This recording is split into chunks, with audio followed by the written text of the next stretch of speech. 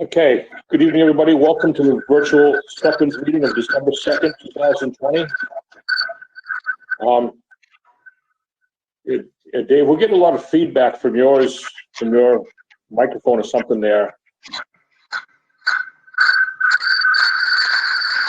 Over here, he's got one off.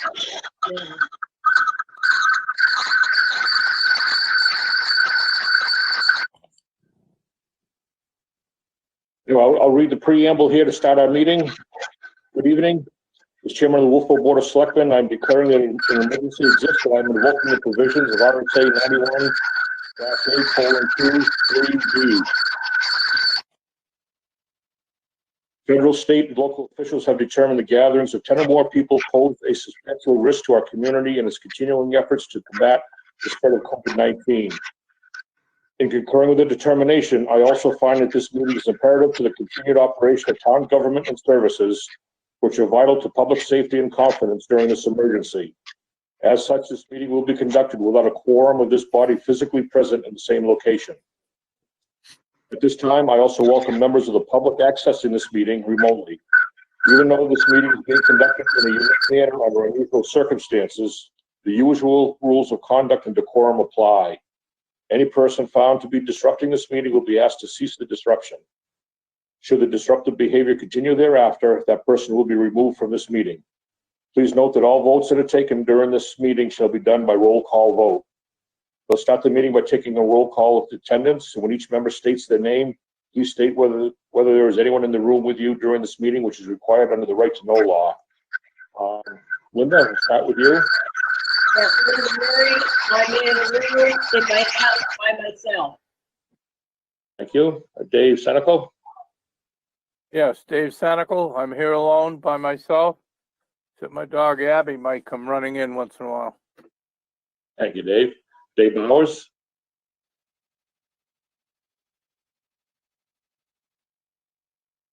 I think he said he's in the room by himself there. He's reading his lips here because he must have muted his mic. Paul. Hi, good evening. Paul O'Brien. I'm at home in a room by myself. Thank you, Paul. Okay, we'll get started here.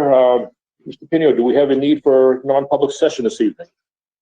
Mr. Chairman, we do under RSA 91A3, Roman numeral 2A, employment, and D, acquisition of property. Also, Mr. Chairman, just as an agenda item, when we get to other business, I believe you received a packet this afternoon relative to the setting of the tax rate, and the finance director is here to discuss where we're at on that. Okay, thank you. Other business. Okay. Next on our agenda is consideration of minutes. We'll go to the November 4th, 2020 minutes. Does anybody have any corrections or comments on these minutes? Linda?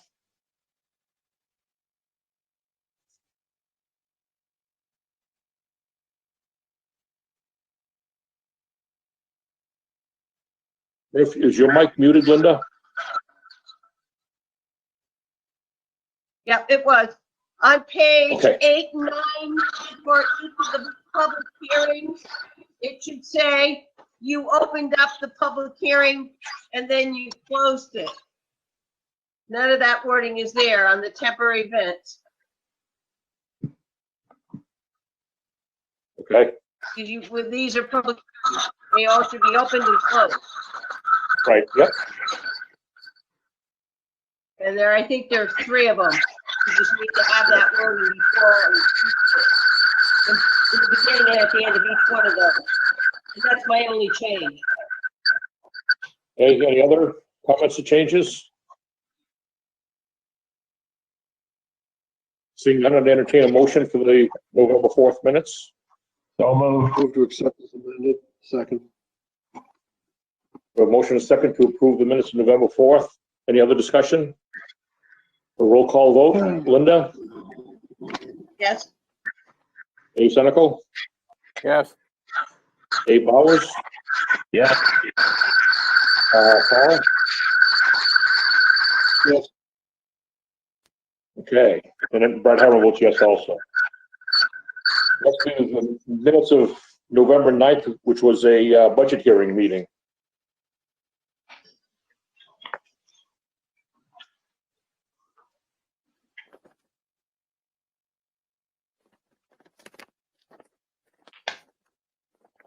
I'll move we accept the minutes of November 9th.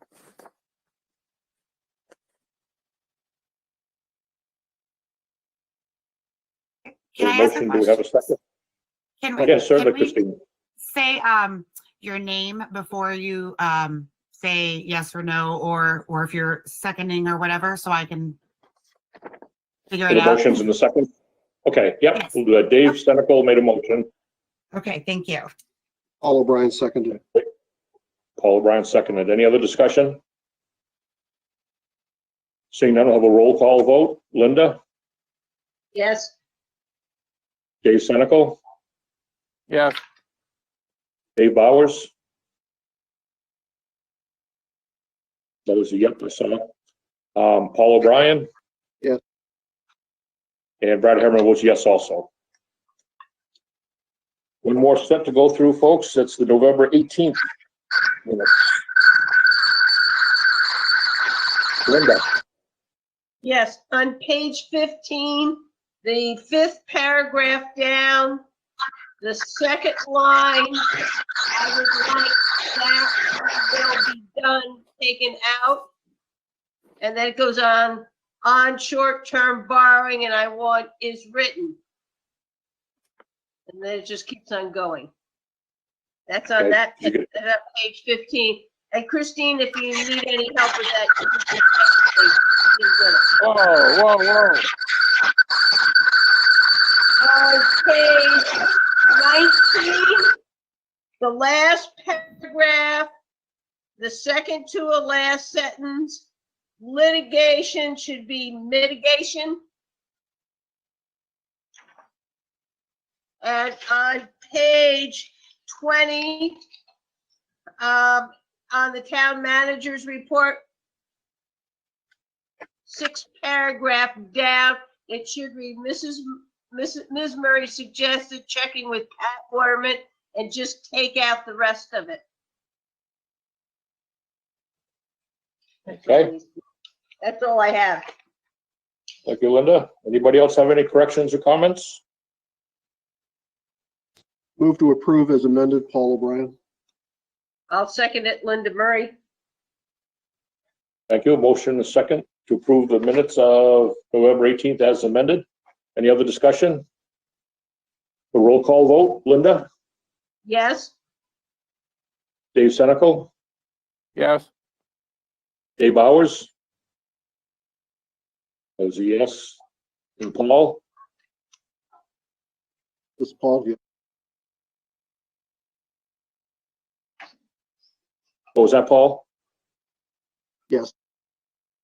Yes, okay. And Brad Herron votes yes also. Thank you. Okay.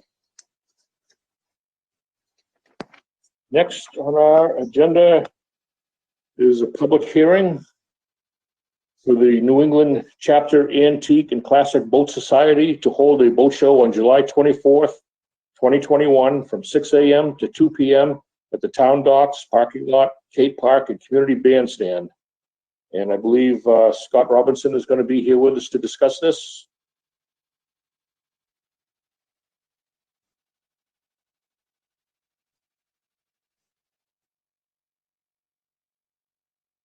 Maybe he's not going to be here to discuss this Oh, with he's us. here. He's here. We can Oh, see he him. is?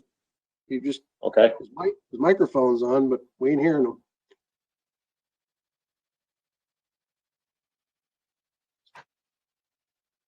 Scott, if you can hear us, you're up now for your temporary event permit.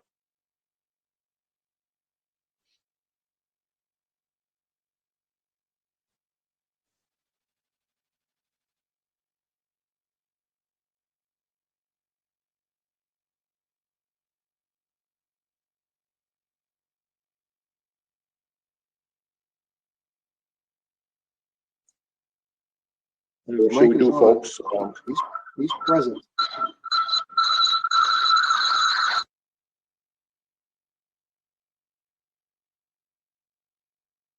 You can see him too, Paul. I got a phone, so I can't see everybody, but I can't see his face. I can just see him, and I can see that his microphone is green.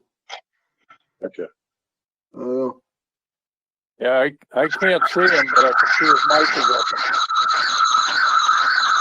I mean, this is an event we've seen year after year. Yeah, Yeah. So I'm pretty comfortable, as long as they provide us with the map of how it's gonna be laid out, which they usually do every year. I don't see any issue if we can't hear from him to move forward with this. Yeah, I agree with you. I think it's, it's a repetitive, permit that he does every year with us, so, I'd be comfortable with that if somebody wanted to make a motion, in that effect with all of the guidelines that we put on it. I would entertain that. I'll Dave, move. go Go ahead, ahead. Linda. No, I'll give it to you.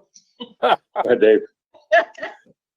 I'll move to approve a temporary event permit for the New England chapter of Antique and Classic Boat Society to host a boat show on July 24th, 2011, from 6 a.m. to 2 p.m.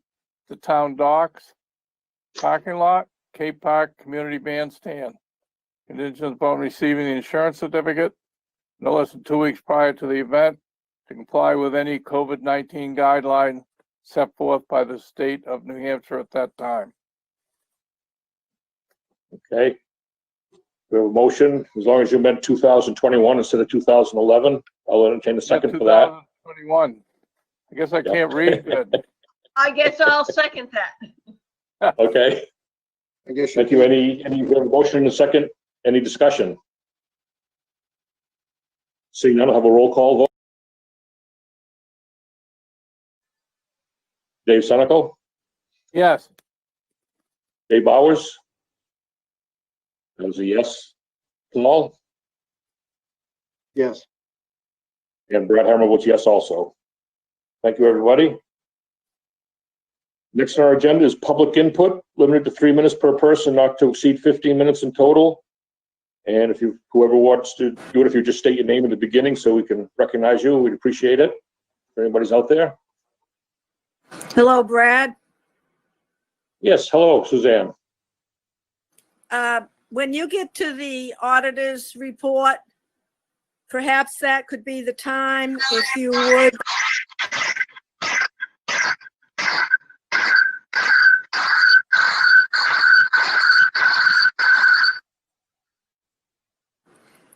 If you would give us the number for the net valuation of the town.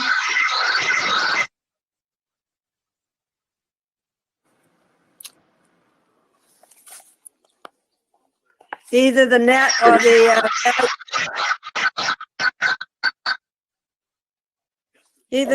the valuation with the exemptions, whatever the auditor may have handy, but it seems that it would be ready now that you're setting the tax rate.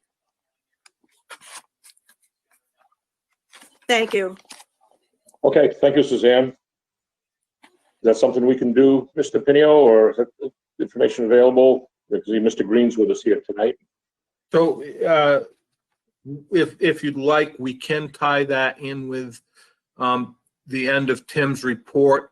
Our finance director, in the package that she provided, has that information, and she was going to go over that when she got to the point of the setting of the tax rate. Okay. Did you catch that, Suzanne? Yes, at whatever point anyone feels it appropriate. Okay, thank you.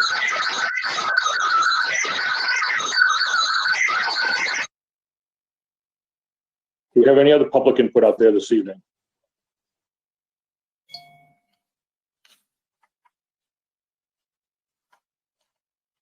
We're seeing none, we'll move on to the bulk vote. We have weekly manifest for November 20th and 27th.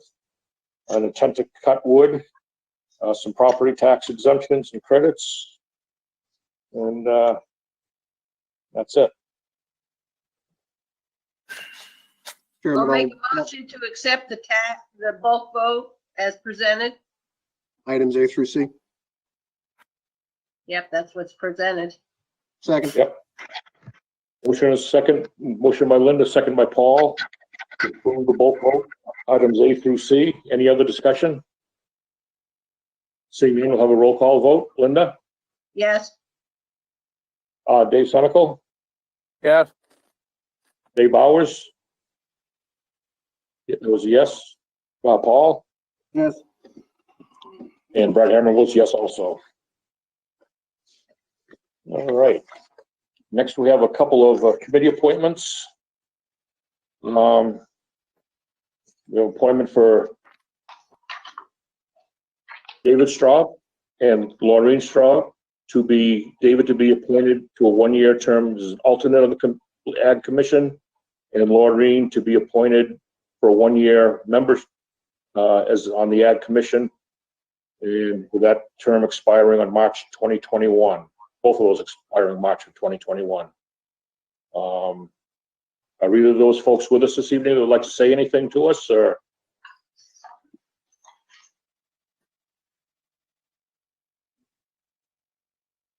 I don't see anybody, Mr. Chairman. Okay, well, I entertain a motion to appoint these two folks. Jesus. I'll move to appoint David Straub as an alternate member of the Ag Commission for a term expiring March 2021, and move to appoint Laureen Straub as a member for a term expiring March 21st. I'll second that. Dave Senical. Motion by Linda, second by Dave Senical. Any other discussion? Seeing none, I'll have a roll call vote. Linda? Yes, Dave Senical? Yes. Dave Bowers? That was a yes. Paul O'Brien? Yes. And Brad Hearn was yes also. Thank you. New business. Discussion for our 2019 audit report. I believe Mr. Green is with us here this evening, and Kathy's also here to speak on it also. So I'll turn it over to you folks. All right, can you hear me well? Yes, we can. Excellent. So my name is Tim Green. For those of you who don't know, I'm a member with Robertson Green, the town's audit firm. And I'm here to present the financial statements for the year ended December 31st, 2019.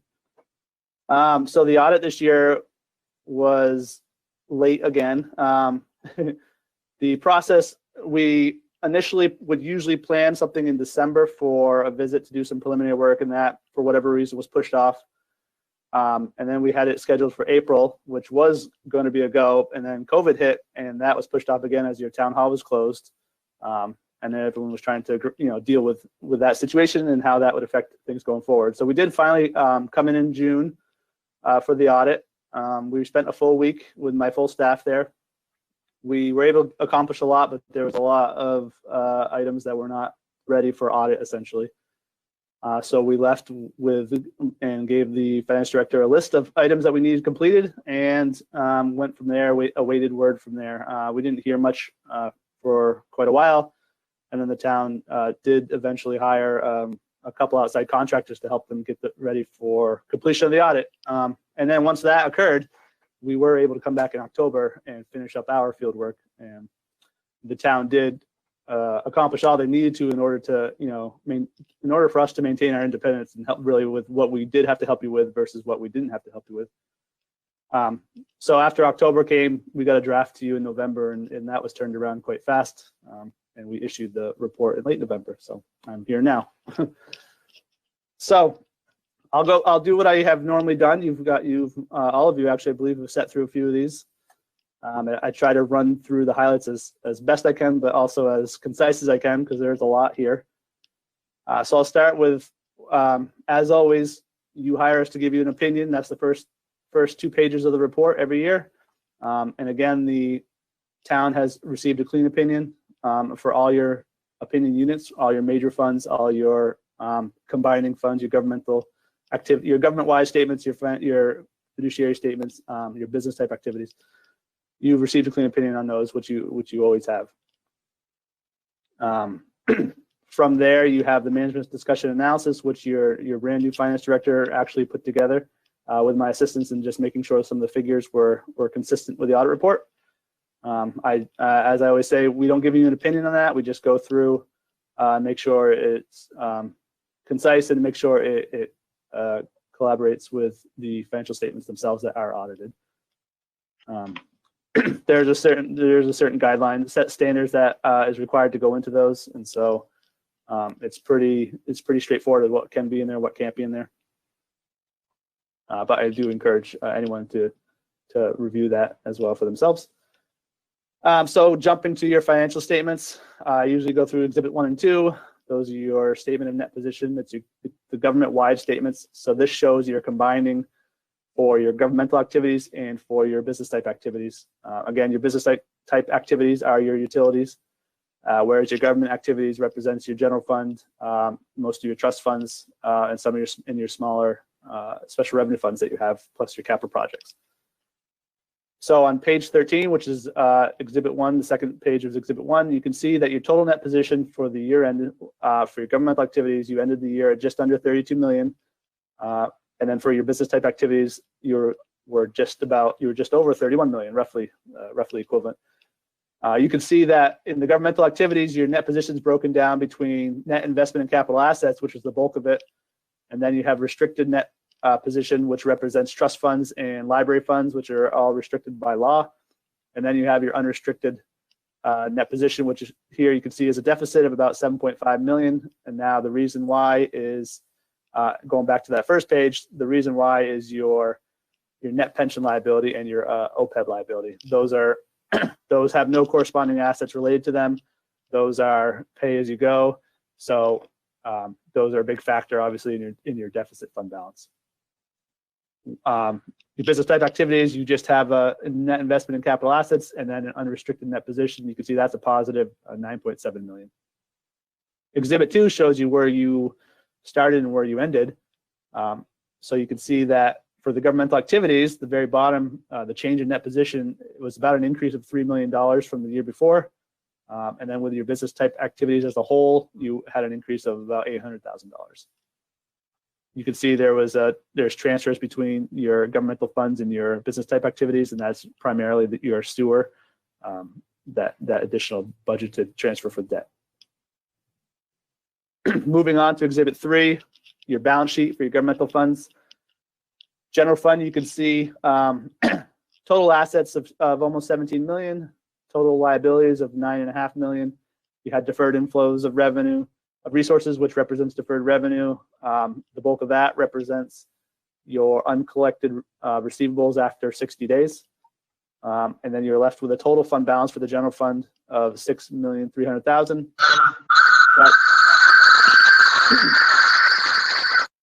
That can be broken down further by non-spendable, restricted, committed, and assigned. The largest of which is your committed fund balance, and that represents mostly your expendable trust fund balances, which are reported within the general fund for compliance with GAAP, but it's not, obviously you maintain it as a separate fund internally and setting the budget and so on. Your other major fund this year was your capital projects fund. And I will note, and I just told the finance director, I did find an omission of, there was literally a line was omitted in Exhibit 3, and so I am going to reissue this schedule. There should be a band payable line for the capital projects. You can see under liabilities that the total liabilities is 4.3 million, whereas if you were to add those numbers up, you won't see that. So I'm going to reissue that exhibit.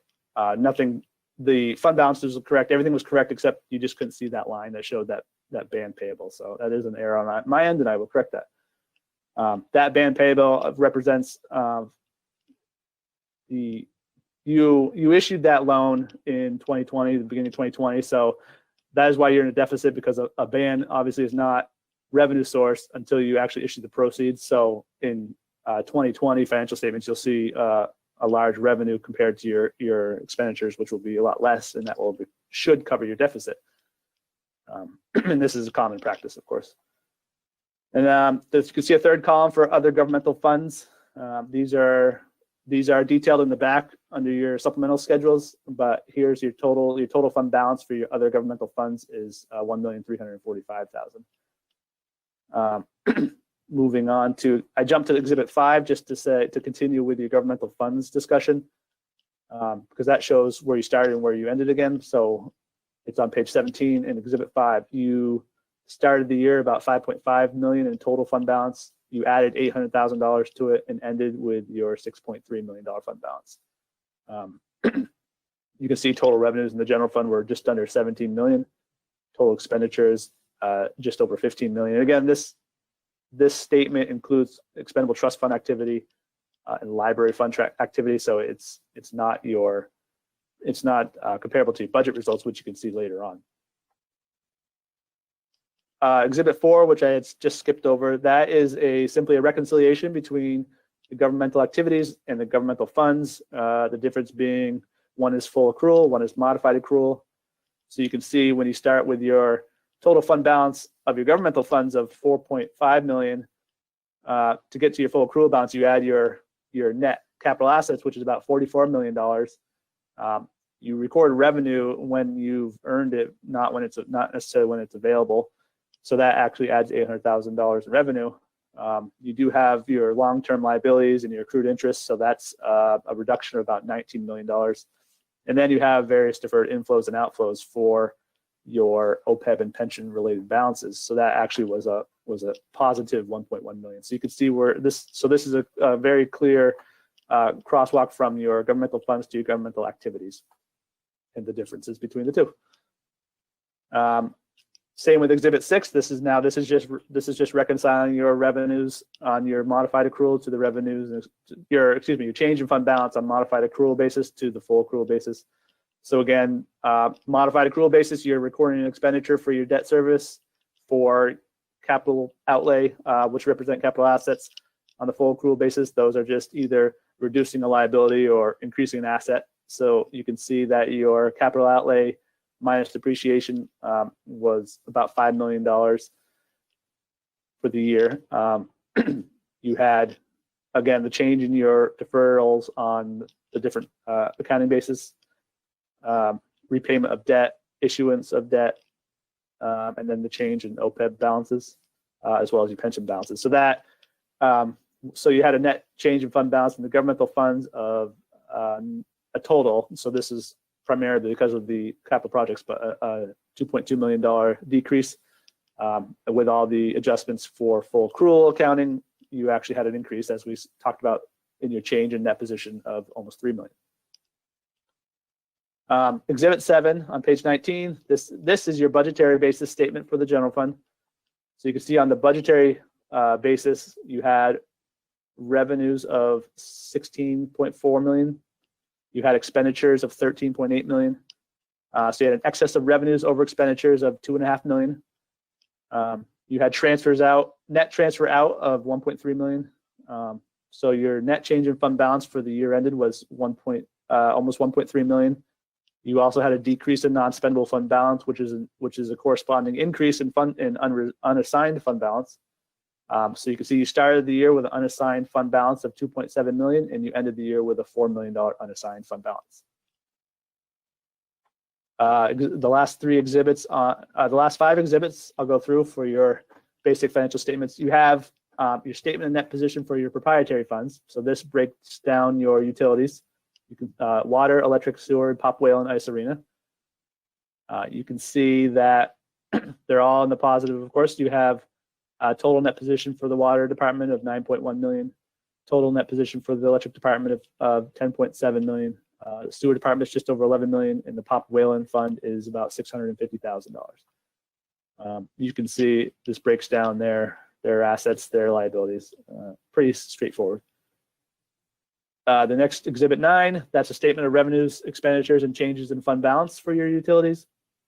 You can see that water, electric, and sewer all had positive change in fund balance, and the Pop Whalen had a small decrease in fund balance of about 28,000. Primarily, that's depreciation, I'd say, for Pop Whalen, because the revenues were greater than the cost of operations outside of that. There was nothing unusual, I guess, to highlight in that, but I'll take any questions when we get there. Exhibit 10 is the cash flow statement. You can see that each fund actually had a decrease in cash for the year. That's the first half of the statement. And then you can see the bottom half is a reconciliation between operating income to the net cash provided or used. Again, no unusual activity as far as everything was common, if you will. We had a large decrease in payables in the electric from the year before, but that was the only noteworthy item, I'd say. And the last two exhibits on this front package of exhibits, your basic financial statements, is your fiduciary funds. These are all your trust funds and some of the planning board fees and impact funds that are held by the treasurer of the town. They are fiduciary funds because they are essentially outside the control of the town. You handle them, your custodians, the private purpose trust. I mean, most of it is held by the trustees of trust funds, and they follow the statutes as far as what happens with it. But most of the money that is in the private purpose, obviously, all the money that's in the private purpose trust has been dedicated by the donor or the estate on how it should be used, and all the agency funds are dictated by, such as school district is the biggest. So those terms are dictating how it's used. Following those exhibits is the notes. I don't really highlight anything unless you have questions. Again, these are designed to be detailed and descriptive to support those balances on those exhibits that we just went through. Just scanning through.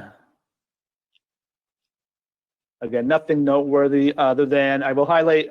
I scrolled to page 41.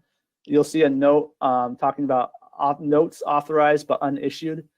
Now, by law, when the town approves borrowing through bonds and notes, that approval does not go away, even if you never issued the money. Now, I know the town obviously plans on issuing these, but just as an FYI, I've run into a few more towns lately that weren't aware that you actually have to go to town meeting to rescind that authorization. Otherwise, it's in perpetuity. And you actually have to wait 5 years before you can even do that. So just in case that was something that the town has moved on from some plan that they had initially decided to do, you may, or in your future warrant articles, you may have the occurrence where you have these authorized debt issues that will remain until they are voted to rescind. Moving on from that, there's extensive notes on your pension and OPEB plans. Figures from that come from both the actuary that the New Hampshire retirement system hires, as well as the actuary that the town has hired to do its OPEB study. The town hires their actuary for the implicit rate study only for OPEB. What the implicit rate study represents is the benefit that employees are accruing as they work for the ability to remain on the town's health insurance when they leave employment. And that's not through the cost of the health insurance, not through the cost of the town, excuse me, but there is a benefit that's earned because if an employee was to remain on the town's plan, they would get a reduced rate through the pooling with the current employees. In theory, if you're above 60 or so and you're buying health insurance yourself, you're going to pay a higher rate. That health insurance company is going to give you a higher rate if it's just you buying that insurance plan versus the benefit of being in a pooled plan. So it's all determined through actuary study. So again, it's something the town has to pay for every couple of years. Every year your actuary provides an updated figure, but I think years two usually of those plans are a lot less time consuming for them. But in any case, more and more communities have been obtaining that study, so it is more comparable now for across the state than it might have been a few years ago. After that, you have required supplementary information. So the next batch of exhibits, starting with Exhibit 13 on page 53, these are just breakdown and further information for your pension and your OPEB plans, as I just discussed. You can see the share of the total Net pension liability for the whole New Hampshire retirement system, the town's share is just under 0.2%. I don't think any town or city has over 1% other than maybe Manchester. So it goes to show you how individually a town is not significant within the whole system. And then the Exhibit 14 is your annual contributions. Again, as you know, your contributions are dictated by the state, or calculated by the state through its rates. And then you have OPEB schedules, self-explanatory again.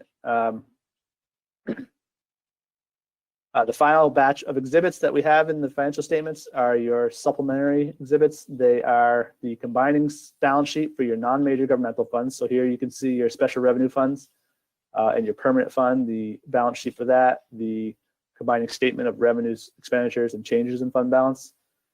I'm on page 18, exhibit 18, excuse me, for anyone actually following along on there. You can see the significant changes were in the police detail fund, which had a net change in fund balance of a reduction of about $50,000. This was the purchase of some capital equipment items as planned. Conservation had a decrease of about $100,000, again, a planned big capital outlay. And your permanent fund, which again is trust funds held for the benefit of all the town, or excuse me, programs that benefit anyone in town versus targeted to such as scholarships. So you can see your permanent fund had a net change in fund balance of $116,000. Then Exhibit 19, 20, and 21, this is a detailed breakdown of the general fund on the budgetary basis. Again, you can see where on Exhibit 19, the revenues, you can see the town had an estimated revenues for the general fund of 16 million, an actual revenues of 16,700,000, so roughly $700,000 positive variance. In your scheduled appropriations, expenditures, and encumbrances, on the second page of Exhibit 20, you can see that the town appropriated 16 million for the general fund. They carried forward just under $600,000 from 2018. They expended 15,600,000, and they carried forward of roughly $400,000 to 2020. So you had a balance of your appropriations of $600,000. Exhibit 21 is a further breakdown showing your crosswalk from beginning to end of your unassigned fund balance. So you started the year with an unassigned fund balance of $2.7 million.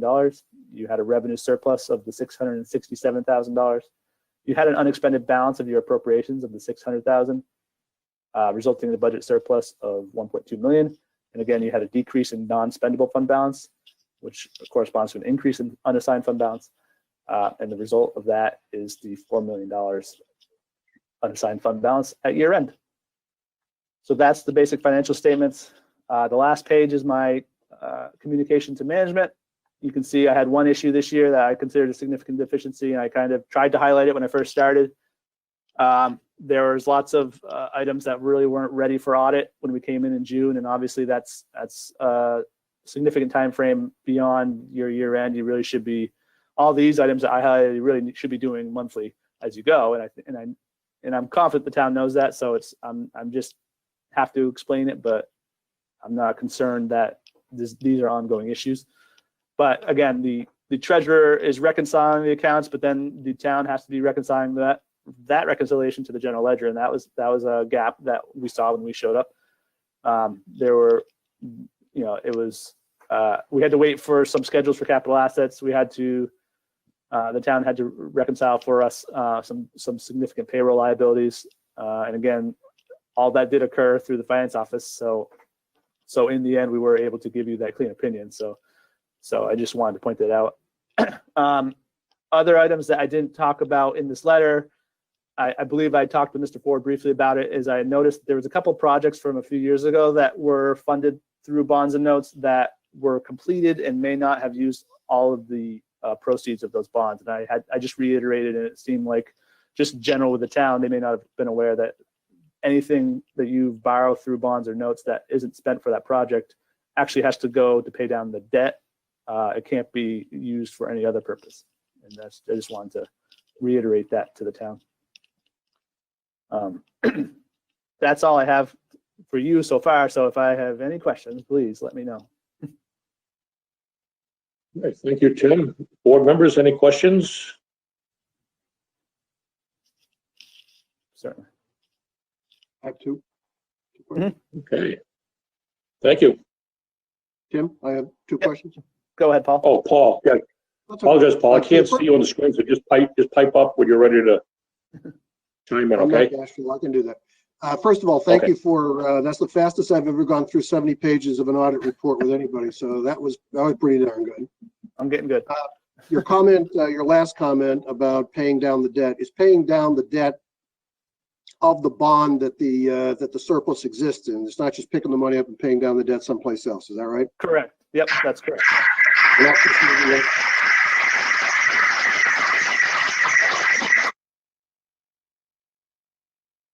I don't think that was me. Anyway, so thank you for that. Second question is, I couldn't find, and maybe it's just I didn't look hard enough. Where do I find how much property tax did we write off as uncollectible? All right, let me just find that. There is a note on that.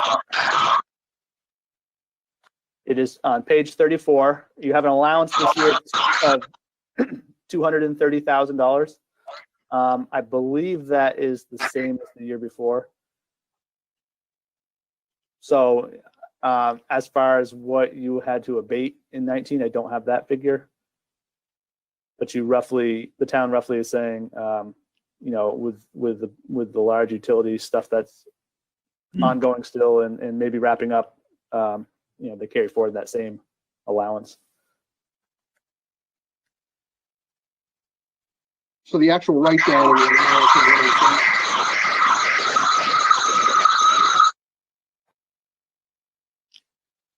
Can you repeat that, Paul? The actual allowance and the write down are one and the same. Well, the allowances can be ongoing, so the write down would be for that 1 year assessment. I'm just pulling up my financials on my side to see if I have anything else on that. Now I know you do. The town, as you know, has some properties that are pretty old that is, you know, every year I'm sure you evaluate, but has chosen not to deed. So that those properties and that accumulating balance is part of that allowance as well.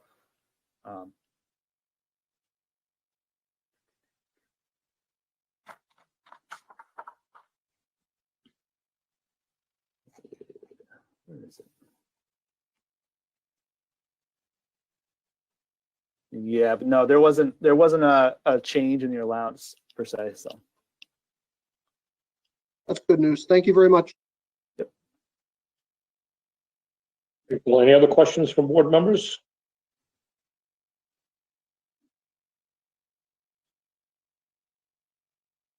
Let's see any, so thank you, Tim, for getting that done for us. you're very welcome. My pleasure. Way to go, Tim. Thank you. Thank you, Tim.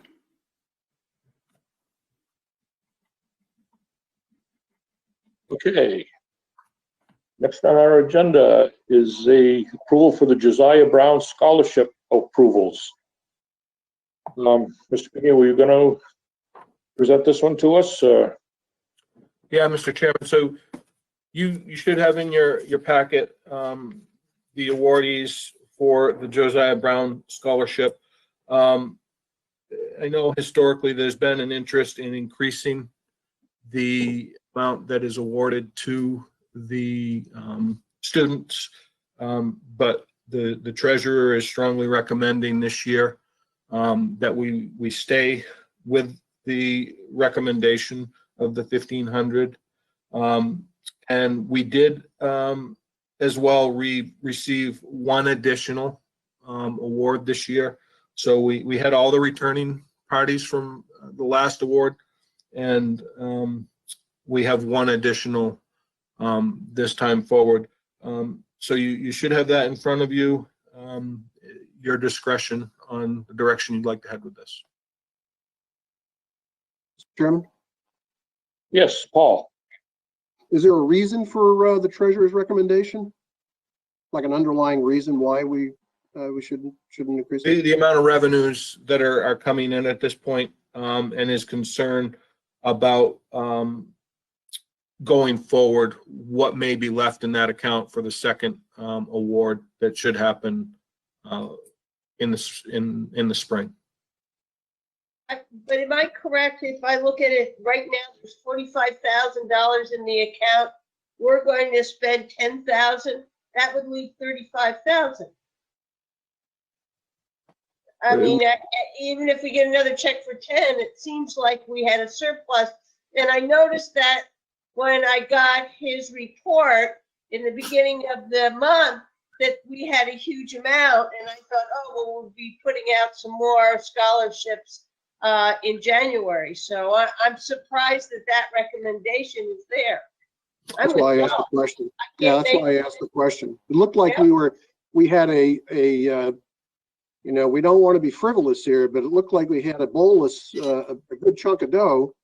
And it seems to me if we have an opportunity to pass out scholarships and we're not draining the system here, I guess I don't understand And the if we only rationale. can do 1,000 or 1,500 in the spring, that's what we have. But it seems like we have the money in the account right now.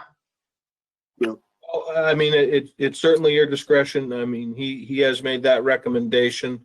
And we're just bringing that forward. So I can't give you more detail than that at this point. I apologize. Thanks, Tim. Yep, that's okay. Thanks.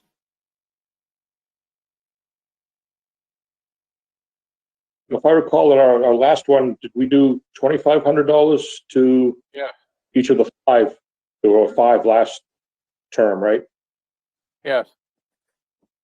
That's correct, Brad. So that was so 12,500. Right now, he's suggesting $9,000 with these six here. I don't know what the board feels like. We want to bump this up to maybe $2,000 each, or Dave Senecal. Yeah, that's what I was going to suggest, and I'll make a motion to approve all the above for a fall scholarship of $2,000 each. And I'll second that. I'll third that. Okay, we're second to increase this to $2,000 per person of these six here. Any other discussion? Seeing none. We'll have a roll call vote. Linda? Yes. Dave Senecal? Yes. Dave Bowers? Said yes. That's a yes. Paul? Yes. And Brad Herman votes yes also. What does the board feel about? Should we read out these names here to give these kids a little recognition for this, or, I mean, it's public information, isn't it? Yep, sure. Okay. If you'd like, I'll read out the names of the. Yeah. So Go ahead, the Brad. six recipients are Cameron Hopkins, Alexandra Hopkins, Mackenzie Chamberlain, Lily Green, Ben Shaw, and Caitlin Folsom. I want to congratulate the six of you guys, and good luck in school this year and in future years. Okay. Next, our agenda is discussion regarding the wedding permitting policy. I believe we have and had an updated one emailed out to me recently here, so. Yeah, Mr. Chairman, I believe that Christine Collins is here to speak on behalf of this, as is Amy, and I believe Linda Murray was heavily involved in this. As you know, we're beginning to see a significant uptick in the use of venues within the town for weddings, and it was quite evident going forward that we needed to put some sort of control measure in place. So I'd like to thank them for really getting the ball rolling and making this happen. With that said, we can hand it over to these ladies. All right.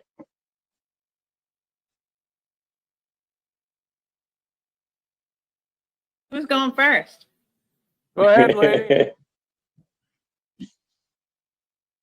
Amy, your mic's on. All right, I'll start.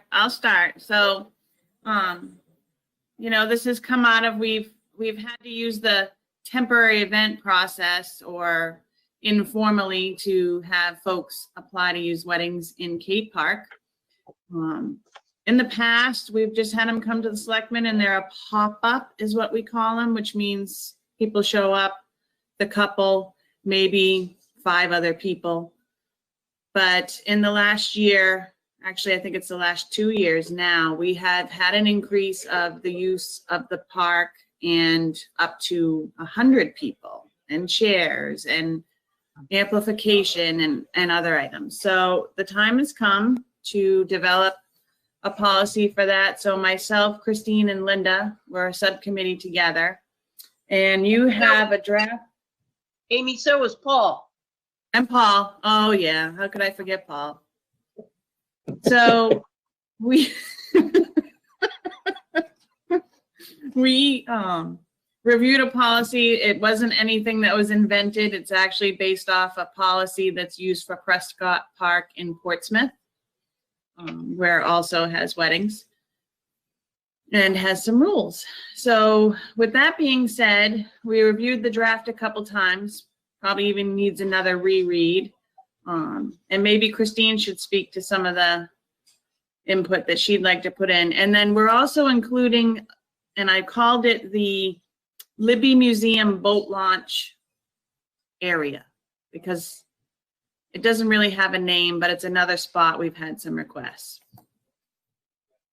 All right, I'll let you go, Christine. Okay. Well, one of the things I do see in here, so I think it's a collaboration with the town hall and my department just for the programming software we use is really good to book facilities. So I think by combining the two, it will give us the capability of 1, seeing what's online. 2, we'll be able to put it in the system and be able to either process it with check. I don't know if you do cash or credit card, and you'll be able to do reports on any revenues that you get from it or any, and just see reports on how well it's utilized and stuff like that. So I think it's a good collaboration. It won't be held by one single person per se. It will be online, so we can show as much or as little information as we want to the public. And it's we have internal notes in-house, like if there's certain things we need to communicate to the staff involved in booking these facilities. I think it's important as we grow with recreation and with the facilities we're using, we tend to grow and people get excited about things. And we're seeing with Cape Park, it's great. People are utilizing it. But what we're finding is we want to be able to share that space. And so a lot of my facilities, when we utilize the software, it has the capability of sharing the space. So we know like who's in there, less room for glitches. We know what's scheduled. So either Amy or myself could book it. So where Amy's Monday through Friday, 8 to 4, it gives the capability that I could answer questions if need be, if I go online and could communicate with Amy. So I think this is a good draft, but I think we could tweak it a little bit with the capability of using the online system. And I think Amy, Linda, and Paul and myself, if we want to discuss that further, but I think that is a good way to go, because as we move to the future, having that online is really important for people, so they don't just have to come in and talk to a specific person, and if they're not there, then they have to wait. And I think that's part of the thing we're trying to avoid, you know? Yeah, I think it was a good compromise on things. I like the weddings there, but I also feel like that park has been utilized more, especially during COVID, because we did put picnic tables down there. More people are eating lunch down there and just enjoying that space. So I would like to see it, you know, weddings are fine, but I'd like to make sure that everyone has an opportunity to be down there. And so I think it was a good collaboration of everything. Well, I think what we spent some time trying to figure out how large of a wedding we really should have in that space. And we felt that 50 people was really large enough, that once you got larger than that, it really took up all the park. And yet we still want to leave the park open for the public. When we got to in front of the Libby, we've got parking issues there, and we felt 10 would be more appropriate for the maximum for that area. So that's just a quick little wedding place, not a place to hold a large scale wedding.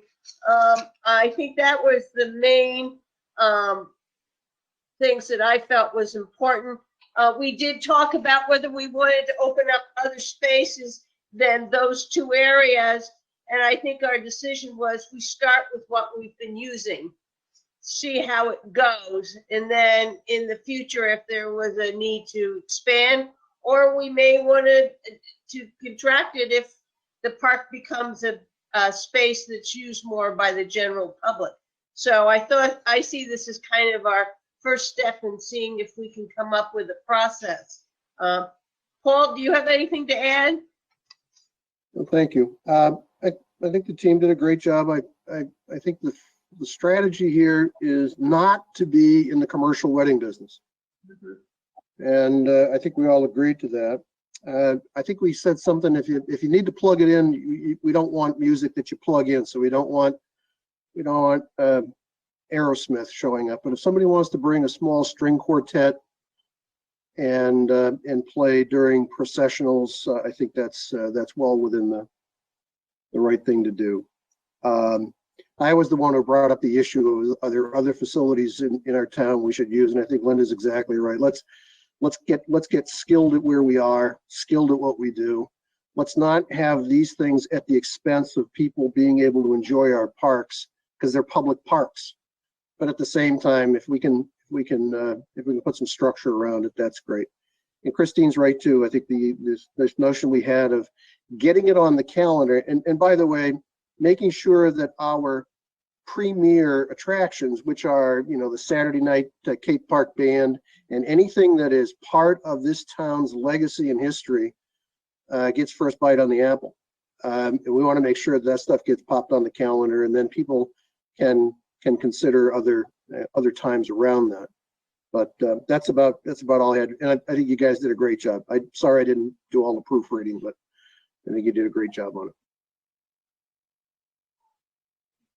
I think Yeah, thank Paul you. made a good point there about, there is a paragraph in here, just as kind of for the public's information, that we do have numerous nonprofits and other things that happen annually down there, and they will take precedence and have their dates like they usually do. The music, the arts festival, Fairyland, etc. Yeah. One question I have, Linda, you had mentioned about, and I think it's probably a good way to approach it, to use the areas that we've been using, and get good at that before we expand it all. I guess because my thought when I read through this was that, if Abenaki was a potential venue for any of this stuff, I guess kind of curious from Christine, have we ever had a request for anybody up at the Abenaki area for a wedding or something a lot like that? I actually Yes, asked that question, Brad, and Linda said we're not, we have to practice what we're doing. But go ahead. No, I think Christine will answer it correctly right now. Yeah, actually, we do have lodge rentals, and we actually have had a wedding there. So we do have alcohol permits for that area. The wedding we did have was no alcohol, but there is capability. We've had baby showers, celebration of life, weddings. So we have our own policy at Abenaki.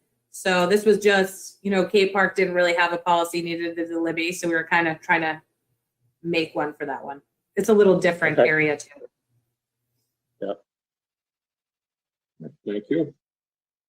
We have one other quick comment on 3.1, I guess it is there, where it says, contact the town manager's office at 569-8161 or the email address for inquiries on use and availability of town parks.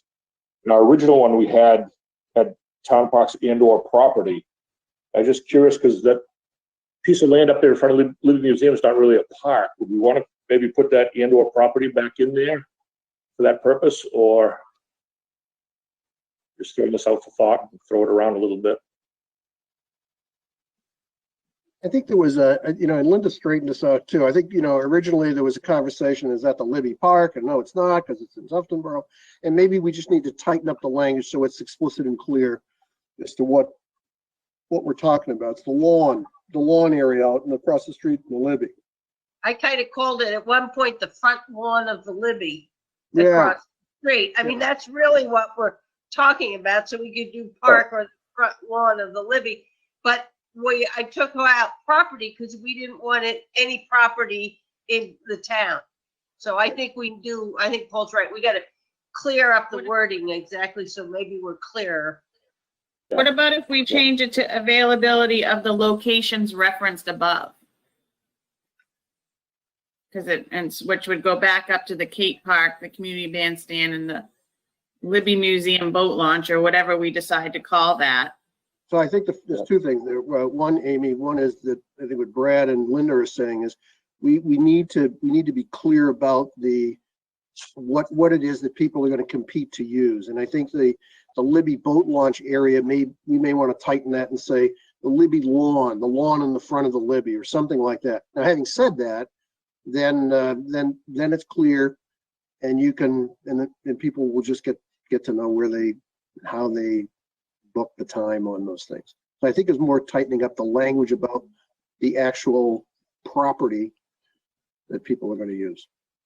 Because we need to make it different than the lawn of the Libby, because we don't want them to use the gazebo. So I think we still have some playing with that wording. Yeah. To get exactly so it defines what it is.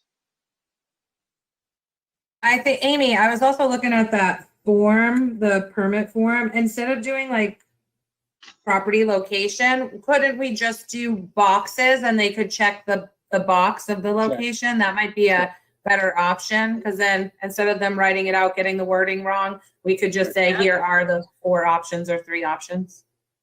Right. Mhm.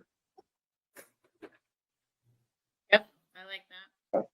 That way, And it then- becomes real easy for online, check the box, and you can sort and put it on your calendars.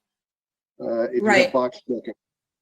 Amy, I was gonna say, with this online thing, we actually can create this form to show up online and we can put all the stuff in, and then you could either print it out to get all the information you need. So I think we just have to tweak a couple of things on that piece of how it looks on the online version, the link to that or whatever, whether it shows up online or not. So maybe those are just details we have to work out.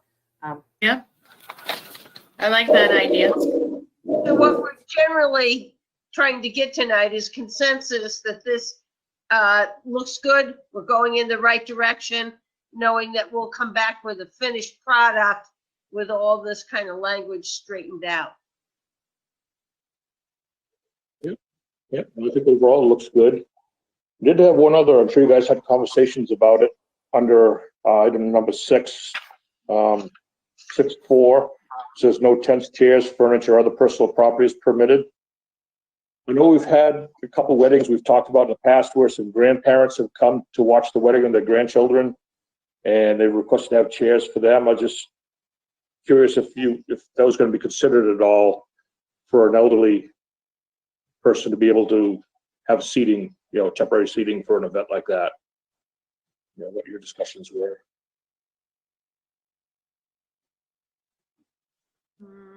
I think we were concerned about the damage done to the property from, putting chairs and benches down, and we wanted it to be just quick. This is where I am, if they came for a permit and they said, can I have 2 chairs for my grandparents? We could make that exception to allow that to happen. Opposed, once you start getting chairs in there, we're going to have chairs all over the place. And that's what we were really trying to do away. We wanted this to be more of an informal, quick wedding. They get their pictures, they get married, they take the after wedding pictures, and then they kind of go to somewhere else, because it really is a park for the community. Right, and then sometimes when you have chairs, it's not like they're gonna set the chairs 2 minutes up before the ceremony. So then it's like, okay, we need the ceremony, like we need it start setting up at 2 o'clock, but it's not till 4 o'clock. So I think that would be a special request that we could probably put in there on the paperwork. And if there was just 2 chairs for a situation, then we could request that approval. But I think we should keep the language in there. And then if there's some special circumstances, then maybe we can make some exceptions. I agree. I think that'd be good. That's all I was getting at, was for, an older couple in That's their good tip. 80s or whatever, yeah, that might want to sit down for 20 minutes during a ceremony or something like that. So, well, good. Excuse me, Brad? Yes. Alyssa here. I just noticed that it says alcohol beverages are not prohibited at all in times. That Are was you- changed. You Oh. don't have the edition number 3 or 4. Okay, Melissa, we're catch still proofreading and fixing. okay. We're still proofreading and fixing. All right.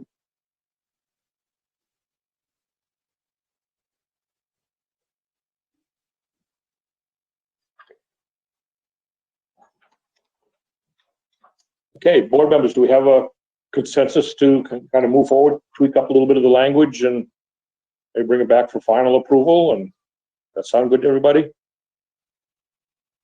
Works for me. Okay, I'd say that's a consensus that we'll proceed in that direction. Sounds good. Appreciate the work you guys did on this committee here, bringing this to us, so thank you. Okay. Next, moving on our agenda, discussion about warrant articles for 2021. So, Mr. Chairman, as you're well aware, we're right in the midst of budget season. Warrant articles are on top of us. We've gone through, I got to thank Linda for her assistance on this. She really has been a huge help. We have got a significant amount of warrant article work that needs to be done. What I would like to propose is to hold a meeting next week, maybe Wednesday, to go through these warrant articles and just dedicate the meeting to warrant articles. I will get the draft document out tomorrow, but all in with all bonds and cash and enterprise warrant fund articles, there's $9.6 million sitting there. That's an awful big number. There's an awful lot of warrant articles here, and it really is kind of anonymous little project that we've got to get complete. So I think it makes the most sense to dedicate one evening to this. I'll get the documents all to you tomorrow, and then we can go from there. Again, I'm proposing Wednesday. I'd like to hear your thoughts. Mr. Chairman, Yes, Paul. Linda and I had a brief chat about warrant articles the other day, and I concur with Jim that had it not been for Linda, we would be warrant article less. So I guess that's a good news, bad news. We wouldn't have any warrant articles, which means we wouldn't have to worry about the $49 million that we got to go spend. Having said that, what has not come underneath her capable pen is anything concerning the public safety building project. And she raised a very good question, which I think we need to, Jim, I think I sent you an email about this either yesterday or I forget when I did it. We need to know how much money has been in the kitty for the public safety building project. And I think Linda raises the question that says, how much have we spent and what have we spent it on? And then I think the subsequent ask, and I think this is something Dave Senecal and I have been talking about, is, you know, I sent you kind of the list of items that we need to prosecute over the next year in order for us to get clarity as to whether we're going to bring this thing forward. And if you think that we got enough in the kitty, then we don't need a warrant article. If you think we don't have enough in the kitty, then we need to have a chat. And that's kind of, you know, I know that's putting you on the spot, but I think that you know, this is the time where we have to kind of, you know, get through all this stuff and figure it out. Because if we don't have it done, then if we don't have enough money in the kitty for the public safety building project, we might as well put a mothball around it and stop it until we get some resources. So I don't want to get a decision on that unless you guys want to give me one. Or Dave one. I think we just need to quantify what this is and put that on the table when we have the chat about warrant articles. Yep, I think that'd be a good time to have that conversation and dig right into it, Paul. I think it's a good idea. I would like it to be a regular meeting, and because I'm going to ask a question now. I read the stuff on the tax rate, and it says preliminary tax rate. I am sure at some point you're going to want to bring that warrant to us, and you're going to want us to sign it. And is next Wednesday a time that fits in with that? Because I'm sure we want to get those tax bills out. It will be very close to be able to pull that off. We can certainly try to do that. The nice thing is, you know, if we have to hold a separate meeting for getting that warrant signed, that can be a very, very short meeting to do that. But, you know, we can strive for that to be next Wednesday, but I don't know if we'll be able to make that happen. Kathy may be able to speak to that when she speaks to the tax rate. Mr. Chairman, Yes, Paul. I think there's two things here. Number one is we need to get soaked in these 8 pages that we just got today. So we need to have a kind of a therapy session to learn what's in here. Many of us probably know this by rote, but I'll be the first one to say I probably would like to get a little lesson on what we're doing here. So that'd be the soaking, and then the second would be the actual signature piece, because the third is we do have to get the bills out, communicate with people. So I think this isn't, I'm not saying it's not important. Our other things aren't important. This is pretty important stuff. We got to get it right. So I think Jim and Kathy, you got to help us here. We have to soak in it, then we have to sign it, and then we got to get the bills out. And if you think we can do that in a short meeting, okay. But if we look at the meeting next Wednesday to work on the warrant articles and to do whatever soaking you need, then if it's just another day we come in and sign it, we can. I just think that I'm concerned about waiting too late to get those tax bills out, because we're going to then run into we could run into a cash flow problem. Kathy, do you help us out here? Help us out, Kathy. Yes, I think that you need to make a decision in the short term on the tax rate. And then I think that there's a process that the tax collector has to do to run the bills, which is the warrant that you will sign. So that I can't speak for Brenda in the process at this point. But the role tonight is to decide if you're comfortable with the tax rate, knowing where the surplus is, or the undesignated fund balance. And then DRA's got to finalize it after you approve it. And then Brenda's got to run her software to get the warrant out to you. And then the bills have got to go out. So there is a little time that has to happen. At the same time, if you met next week, you can decide how to use some of your undesignated fund balance on warrant articles or bonds or that type of thing. But I think that they are two independent action items. So on page 6 of this document, or page 5, one of you wrote, we recommend you not buy down the tax rate.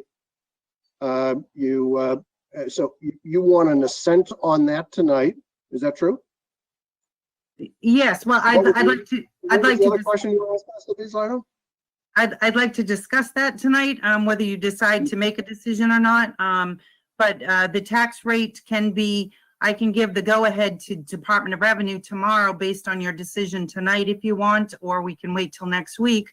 But if you wait till next week to tell DRA that it's a final number, then you're going to be pushing the process out even further. Okay. Sounds like we're in the pool soaking right now. I think so. Get ready for the shower, Paul. Yeah. Get a bar of soap. I'll be right back. Okay. Okay, so why don't we jump into the tax? Oh, go ahead, Jim. Would next Wednesday be a good night for the board? I think to do the warrant articles. Yeah, I think next Wednesday would work for that, but it sounds like we need to really jump into this tax rate either tonight or maybe the next night or two here to give you guys time to get this all processed and get it Because as moving. Kathy said, if we're going to use unassigned fund balance to buy down the tax rate, which we are not recommending, we need to have that number so we can get it to DRA what buy down is gonna be. So do you need that decision as sooner rather than later? Is there any other decisions you need to get to DRA? Nope. That's it.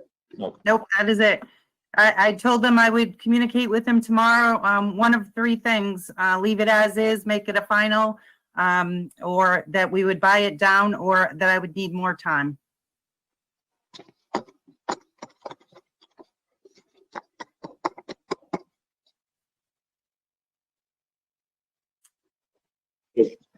So What are the board members? oh, so do you What want are the to, board members? sorry, Brad. Go ahead, Kathy. Go ahead, Kathy. So do you want to talk about the tax rate or independently of the warrant article conversation right now? Or are you ready for the tax rate conversation? I think as far as the warrant articles go, it's kind of just discussion that we've kind of determined to set up the meeting for next Wednesday. Does that work with everybody? Okay, so I think that one we're pretty good with. We'll get our packet later on next day or so from Mr. Pinio on that. So yeah, we could bring the tax rate into it now as soon as we've been discussing it. May as well continue with that, and then we'll go on to our next item on the agenda here. So that sounds good to everybody. Because we're going to do this under other business anyway, so just coming right up. So let's do it now. Let's do it. Okay, so today I got the preliminary tax rate from Department of Revenue. A lot of things had to happen to get us here. And part of that was finishing the audit, getting the financial statements done, getting the revaluation done. The assessing department sent up their report last Tuesday. And so before you today is a preliminary tax rate of $13.01. The valuation has increased $374 million to a new valuation of $2,372,868,648. That's a large increase, which is supporting the tax rate. A residential home went up approximately 18.6%, which some homes would have went up more and some less. Some would have stayed about the same. So it because your value went up doesn't necessarily mean your tax bill would have went up, because the tax bill as it's proposed tonight is down $2.83 or 17.9%.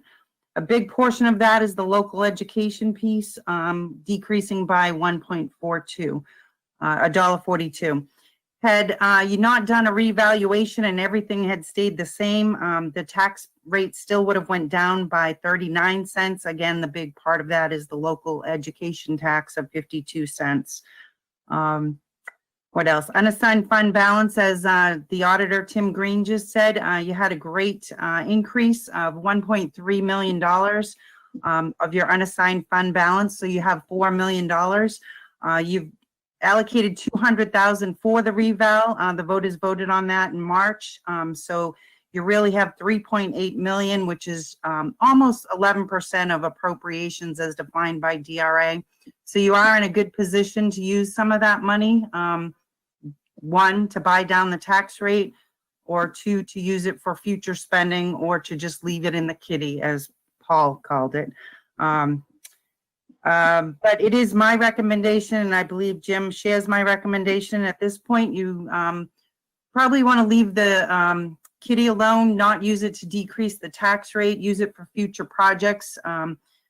Jim just mentioned you have a lot on the, at least on the preliminary warrant discussion. And if you do use a number to buy down the tax rate this year, if you don't use that same number next year, you're just going to have that increase on your tax bill.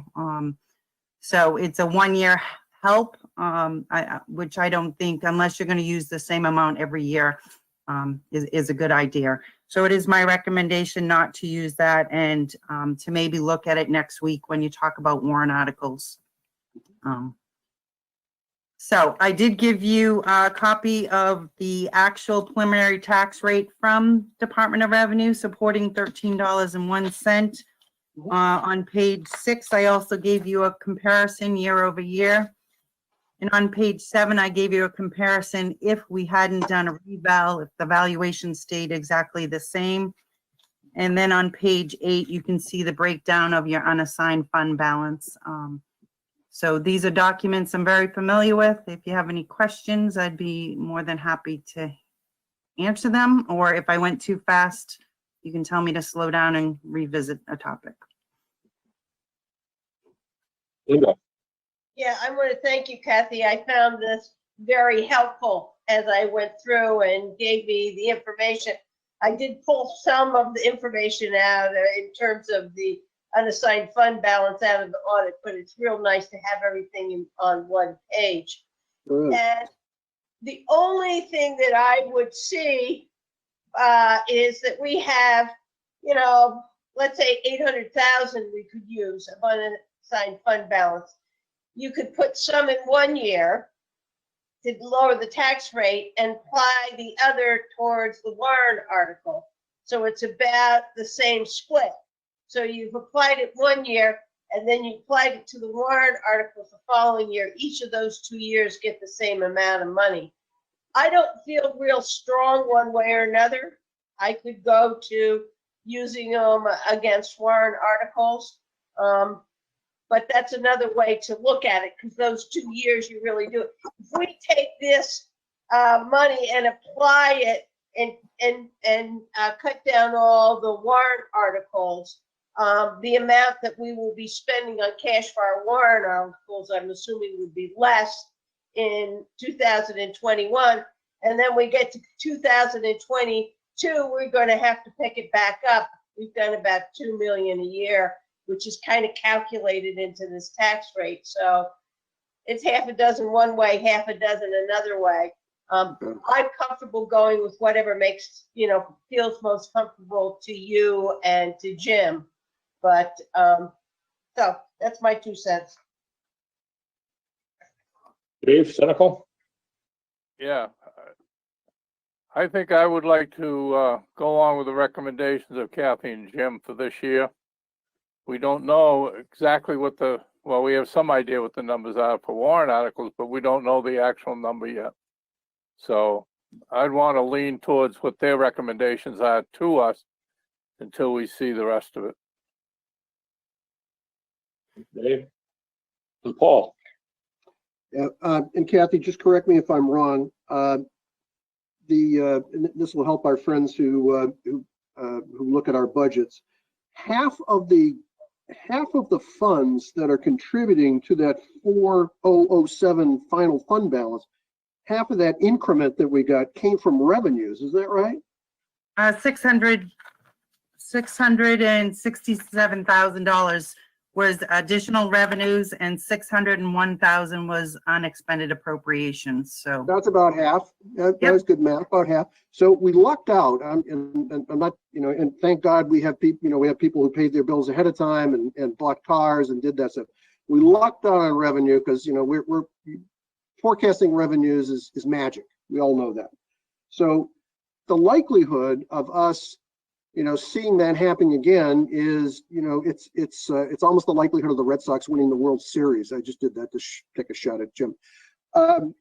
So I kind of agree that we should kind of follow your lead and stay pat here, because anything we plan to do, you know, with those numbers is going to have a predicate assumption that revenues are going to continue to grow at some rate that we have no anticipation of. And that's why I asked Tim Green, by the way, the question about how much money we writing down or writing off on tax bills. And I'm not here to poke at any other town, but I see on Facebook other towns with big numbers of uncollectible taxes. So I'm not sure that I want to go with your recommendation, at least for the moment. Thank you. Yeah, Linda? Kathy, am I correct that our revenue is what we estimate? We estimate the revenue. Am I correct? we That do think we're going to get for the 2021, the revenue, we're going to estimate what we think that's going to be. right, Right. correct. So we can either do a good job at estimating or a poor job at estimating. It's magic. Yeah. Okay. I just wanted to make sure. I thought that's what it was, but I wanted to make sure that that's what I was correct in that. Yep. I just can't agree that it's magic. I mean, hopefully we look at some history. We try to project the future. I do not get paid to be a magician, so I can't say it's magic, but we could be way off. We could be way under. Hopefully, you know, we do conservative budgeting and we have some favorability. That's our best scenario. Unfortunately, you never know what's going to happen. And some of this excess was some of the COVID grant money, you know, and we did get some in 2020 also. But what other revenues slipped off? You know, that's what we'll need to analyze in 2020. So. Yeah, Brad? Yes, Dave. Well, the other part of the revenue thing is that the room and meals tax revenues they're all over the place.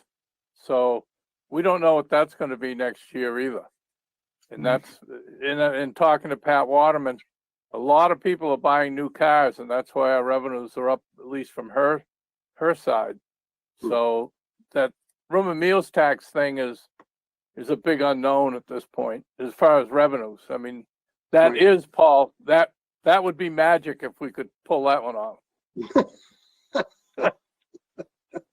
So I'll I agree think with same you, thing Kathy. too with our It's- state there's aid a lot of block grant variability. that we, I think too, probably that state aid block grant that we get every year, that could be down this coming year too. We don't know what that's gonna Yeah. be coming out from DOT, so.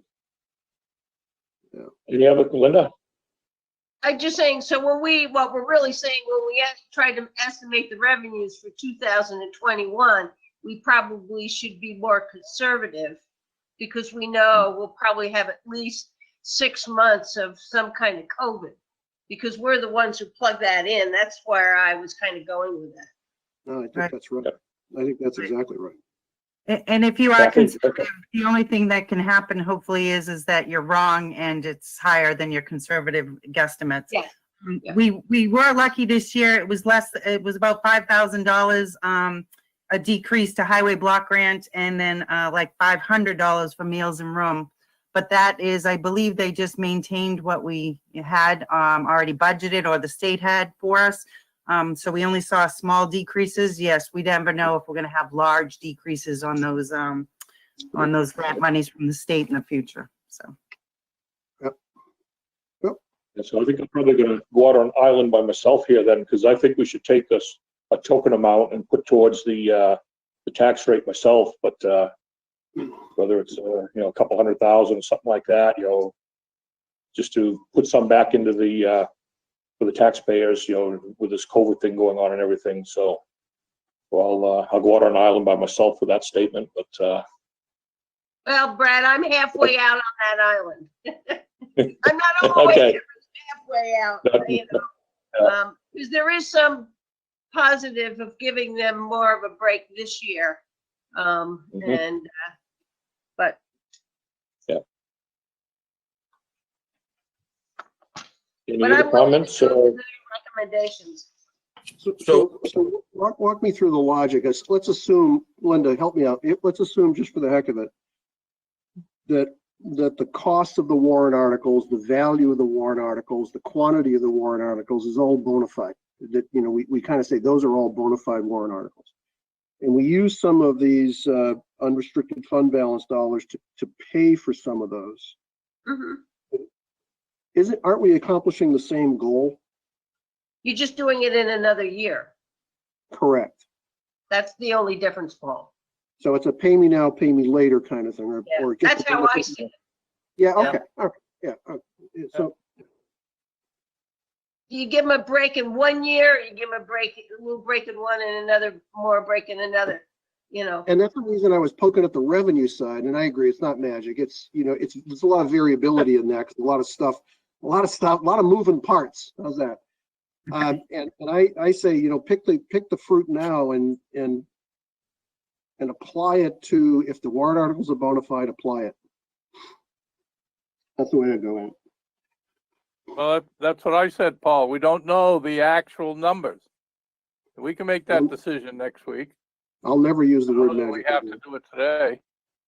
Well, I think we really need to decide to set this tax rate. I think Yeah. if we're gonna not put anything towards it, we should let Kathy know she needs to get these finalized. We need to get our tax bills out, is my feeling. Yep, I agree. I agree. Let me do this. I'll put a motion on the table that we endorse the recommendation of the town manager and the finance director relative to the use of the unrestricted fund balance. Second. We have a motion and a second to go with the recommendation that the unrestricted fund balance be applied only as we see fit toward warrant articles. Is that correct? Yes, not be used to decrease the tax rate. For Yeah, yeah, just wanna make sure that. 2020 year. Correct, for tax Right. year 20. And the tax Any rate, other discussion? Thanks you for the wordsmithing. Dave, yeah? that would Dave? mean the tax rate is gonna be 1301. Correct? Correct. Everybody's agreeing with that one. Okay. Result, how about that? We add to the motion resulting in a $13.01 tax rate, period. I'll second that Okay, again. any other discussion? Second that actually- again, okay. What did you say that was, Kathy, so that the folks out there can, what's the decrease on a percentage basis? It's a $2.83 dollar difference and a 17.9% decrease in the tax rate. But not to be confused with, there was about an 18% to a normal average single family residential home. So your value went up, the tax rate went down. Your tax bill could be more or less or stay the same. It depends upon all those variables on a home by home basis. Right. Yep. Yep. Yep, that's correct. Okay, Okay, we'll so, have a roll call. oh, sorry, Go go ahead, ahead. Kathy. Nope. No, I I just just, want to do roll call vote. Go ahead. These delays screwing us up, aren't they? I'm sorry, I'm not used to this virtual meeting yet. But yes, so if the motion passes, which you have not made yet, I will tell them to go ahead and finalize the tax rate. Then the Director of Department of Revenue will have to review it. And then we can pass it over to Brenda, the tax collector, and start the process of running the software. And then the warrant will come to you. And Jim and I can let you know the when on that. But I can't speak to the when, but we'll be moving the train down the tracks at least. And we're Thank you. not done yet. Next week, when we talk about warrant articles, we will all pencil sharpened to take a good, hard, tough look at those things too. For 2021. Right. Okay, we ready for a roll call vote? Any other discussion? Linda? Yes. Dave Senical? Yes. Dave Bowers? That's a yes. Paul? Yes. And Brad Herron, I'm gonna vote no on this just because I want to be on my island, I guess, by myself, so. Bless your heart. Which Bless your we're heart. back to work. Good luck, Okay, well, Brad. thank you for all that work and getting that to us, Kathy and Jim. We really appreciate that. It was good to get this moving, like you said, so we can get this set. Bless your Kathy heart. really deserves the kudos. She's been all over DRA the past 3 or 4 days. And I got to thank her for getting this done. So Kathy, thank you so much. And we'll get this buttoned up. Yep. Thank you. And my only apologies that it was so late today, but we just got it done at noon today. So I'm sorry you didn't get time to digest it a little longer, but I appreciate it. And thank you very much. We'll get through it. Thanks. Thank you, Kathy. Okay, next on our agenda, let's get back up. We have a discussion for the Warmth and More Fund update. Somebody's going to present this to us, or is this going to be done in-house here? Or? Mr. Chairman, I believe Amy might be here. Yes, there she is. Speak on this again. Yeah. This is just a quick update. Nancy has started working with some other volunteers to publicize the fund and take donations. And we have about 14,500, I believe, in the fund from donations so far. And I think it was in the paper last week and it's supposed to be in the paper again this week. Front page. And then what? Did you say what Front paper? page. Is in the Granite State News, front page. Oh, yeah. Yeah, okay. So, and we'll also have people, I've sent out a few applications actually today, so we'll be also using the fund. Linda? Amy, have we done anything work with the billing process so people can round up their electric bills and have it go towards the warmth and whatever it's called fund? Jim might be able to answer, but I'm not sure. I think Brenda's supposed to get an upgrade, but I'm not sure if we know if it includes that. That's Should probably correct. ask. As you recall, Brenda's dealing with some pretty significant issues related to her software, year-end issues, and the server upgrade, which we're working on. Don't know if we're going to be able to accommodate that, but that is a question item that we are working through right now.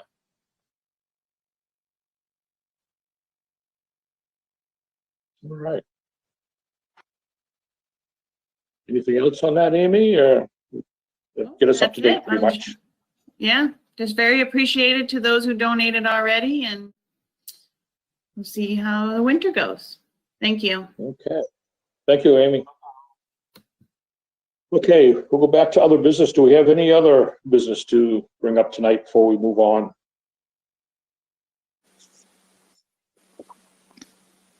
Seeing none, we'll go on to committee reports. We'll go in reverse order this time. We'll start with Paul. We've all had the great pleasure of going to a budget committee.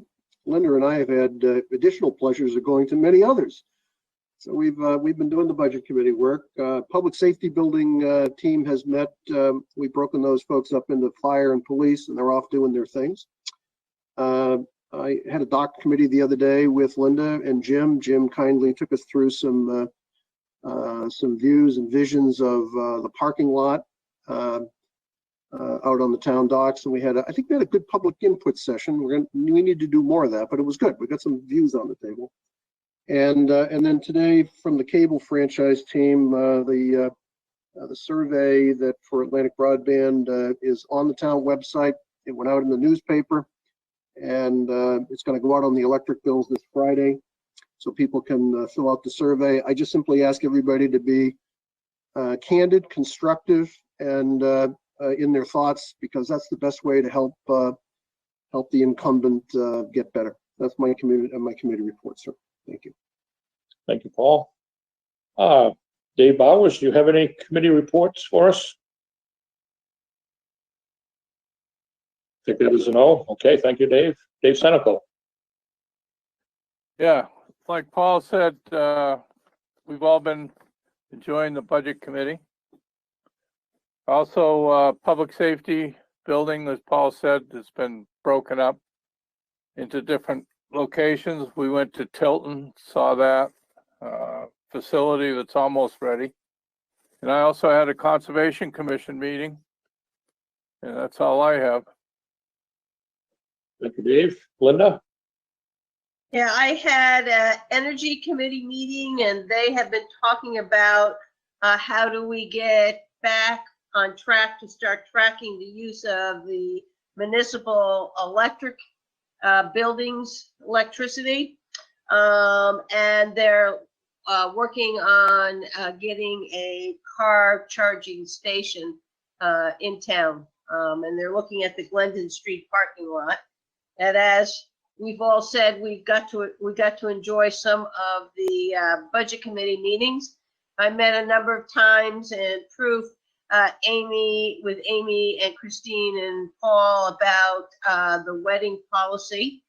The EDC met, and they have divided up into 3 subgroups and are going to be working on some of their master plan goals.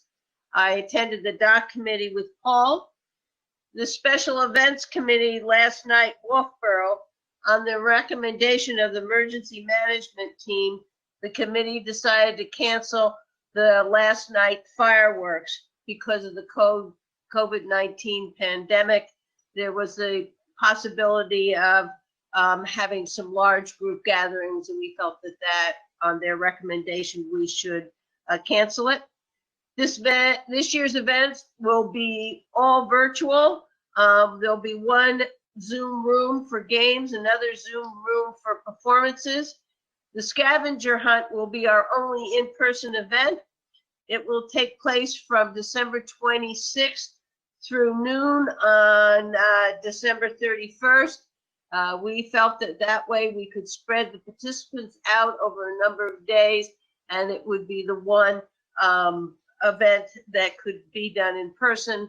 Next meeting, I hopefully will have the flyers and more information on the performance. So that is moving along. Banners should be going up in the next week or so. That's all I have. All right, thank you, Linda. Let's see, last night I had a planning board meeting. And then on Monday night with the rest of you folks there, we attended the budget committee meeting and stuff. And that was it for me for this past spell here. Town manager's report. Mr. Chairman, thank you. As you're all aware, and I'll just make the announcement, we have closed town hall back to by appointment only. Quite frankly, we had a near miss related to some COVID exposures, and we've got too much in the critical path right now relative to, as we discussed tonight, getting tax bills out, tax collection, getting warrant articles complete, getting ready for deliberative session, and keeping government operating. So we made the decision that it was time. The cases are increasing in our area. So that has been done. We've gone back to the model that was in place when COVID first came to us back in March. So if you need an appointment with one of the offices at Town Hall, please call to schedule an appointment, and we will work to make that accommodation going forward. We are going to continue to encourage usage of the drop boxes. That does work very well, and we're going to continue to encourage utilization of the online services. So there's that. Obviously, budgets are well underway, working on that.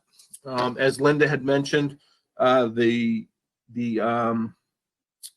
emergency management team met to discuss fireworks, and what we've taken for a stance at this point is we are not going to sign off on any fireworks permits that will be launched from public lands.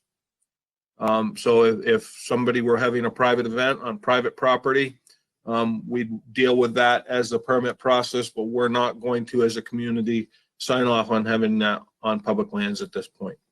One last item that I have, it's a kind of a discussion item, and I've spoken with a couple of you about this. We've received a petition for layout of a road, and the process going forward would put this in as a betterment assessment on the 2021 budget. This gets a tight time frame. My concern with this particular project is we've already got a significant amount of projects laid up for the 2021 budget season and going into the year of 2021. If we were to take on this betterment, it would mean some additional work for staff. Going forward, it would also mean additional maintenance to the roadway, winter maintenance, and we know that at some point, if we continue to deal with these betterments and take on these roads, that we're going to have to add on to our highway department to be able to plow, treat these roads, and operate that equipment to do it. So there could be some further expenses. I just would like to have a conversation with the Board of Selectmen, whether you or not you as a board want to entertain these petitions to lay out a road. In the RSAs, and I've been in contact with Mark Puffer, we may do it, but we're not required to do it because it's a petition to lay out. It's not a petitioned warrant article. So I'd like to have a conversation with the board about that and get your feeling as to the direction you would like to head. Linda wants to go first. I I have wanna a go- question. If we said no to it, they could just turn around and get a petition, get 25 people and force us to put it on the warrant. You can, I think I if they think- come in as a petition, I think that if we get a petition, we're required to put a petition on the warrant article. But we would still have to do the petition to lay out. And that's where it becomes a challenge. So this is a challenging one. So I'm kind of concerned about it. Oh, You want to go next, Mr. Harriman? You want me to go?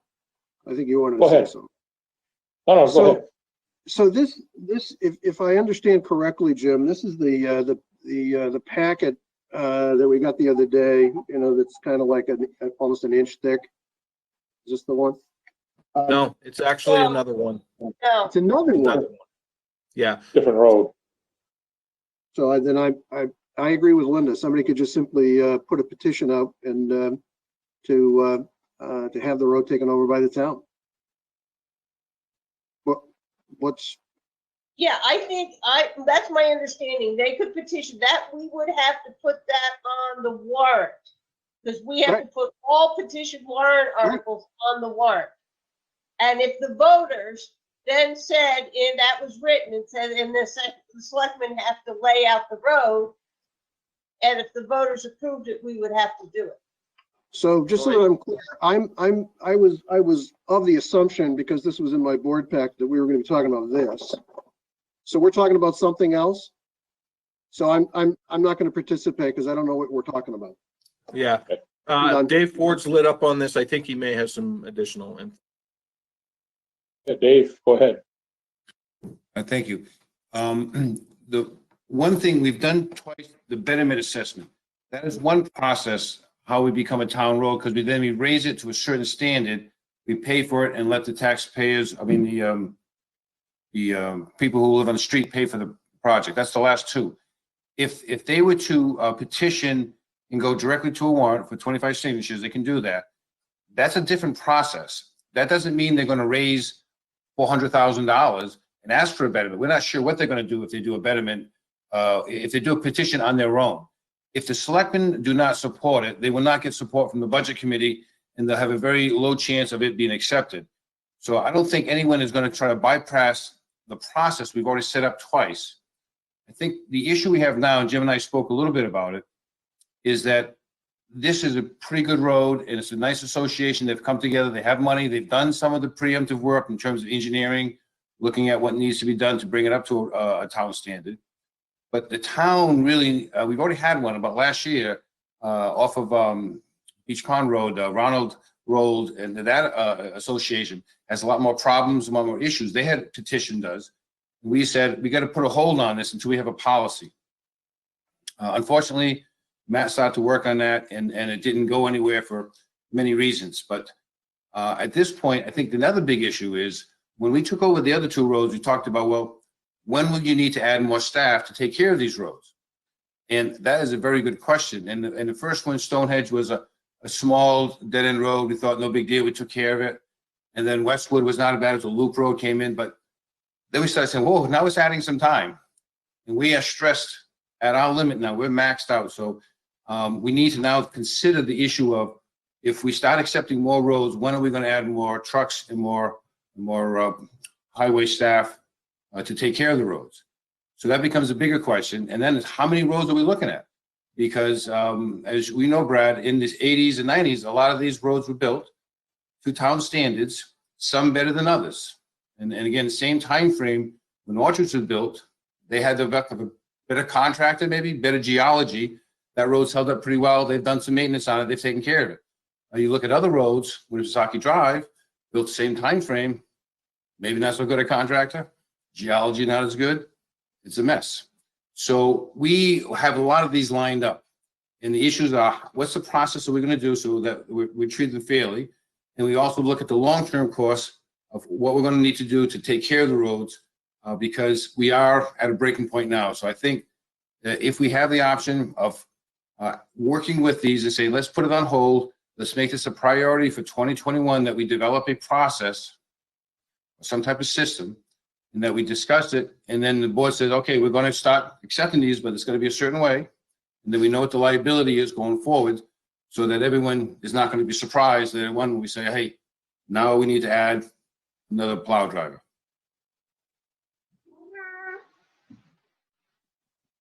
That's what I was gonna bring up, the same thing that Dave just explained, that, you know, the difference of them doing a petition warrant article that would bypass the betterment portion of that, which it seems like they are willing to do. Whether we'll go through the town vote, like Dave said, you know, without our recommendation or within the budget committee's recommendation, it probably wouldn't go through, but it's a chance that the town will be taking that way. So, and I completely understand Dave's position here too on, you know, how much more do we add on before we start talking about putting another truck on, another employee, and kind of redo the route system out there so that we're not, you know, taking 3.5, 4 hours to do a route, keep it down to, you know, 2.5 to 3 hours, something like that. That way, you know, people can still get around. They're not going through 4, 5, 6 inches of snow before the truck gets back. So, I agree with Dave. We're right at that level right now where we've got to really consider, you know, the effectiveness on us. As we're approaching that area, we need to do the expansion on the department if we take on any more. So, you know, there's you know, no, go ahead, Dave. I did get the impression from talking to Peter Goodwin that they were, you know, they've been working on it, and I don't know if they wanted to go through the selectmen with the betterment process. So I think they were understanding that. So I don't think they were trying to shortcut the circuit. They wanted to go through it, and they wanted to get on this year. But I just think with so much going on, with our plate being so full, and I think we really do need to slow down a little bit so we have a better process and we understand, and we can explain to the taxpayers if we do accept this. Yes, now it's going to become another liability. It's not just the road and the capital costs. It will then cost, at some point, it will be another man, a truck, and that will cover so many lane miles at a certain price. I can't tell you what that is now, but we'll have to work on that over the next few months so we can be prepared for next year. And then we can also line up how many other subdivisions are in that, and we can start maybe the forecast. We can be taking miles of road over, because it could be, you know, in the 90s, we took over quite a few roads. I was looking back in the late 80s and 90s, there were quite a few roads that were taken over. And they were done, and they were built quickly, and people moved in, and roads were accepted, and boom, we have them. And then it was a long time since we haven't taken roads over.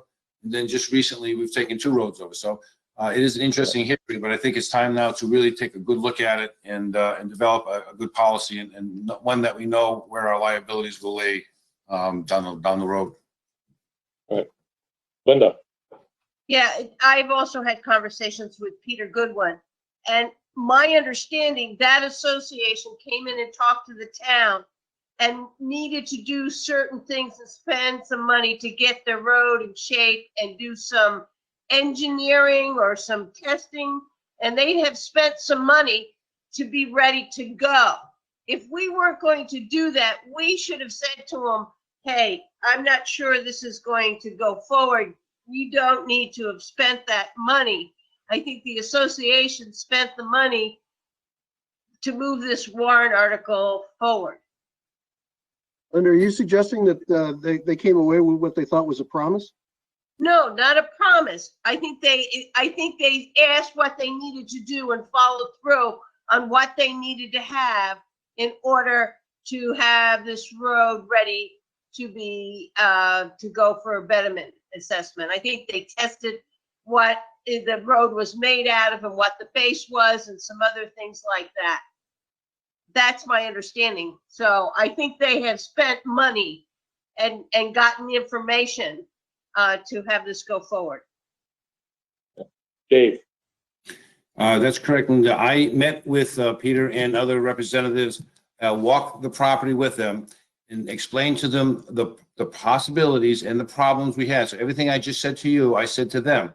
I said, the issue is you need to get it into the capital project system. So if you get it into the fall early, then we can bring it to CIP and bring it through the steps.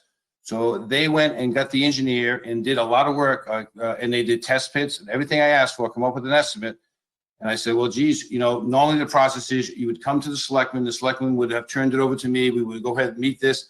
They were trying to get around that. They met with me. Their schedule was a little bit late coming into the fall. When they petitioned, I'm not sure when the petition came in, but now we are just, unfortunately, I'm the one that did have that conversation. I thought I made that clear to them that there was some risk in terms of schedule unless it came in early. And I don't think anything they did is going to go for waste, because I do believe it's a very good road. I think from my perspective, I think everyone knows that I believe if the roads are in good condition, the town should take them over. That's what we're in the business of doing, of plowing, maintaining those roads. So to me, that is what our mission is, and I think that's what we should be doing.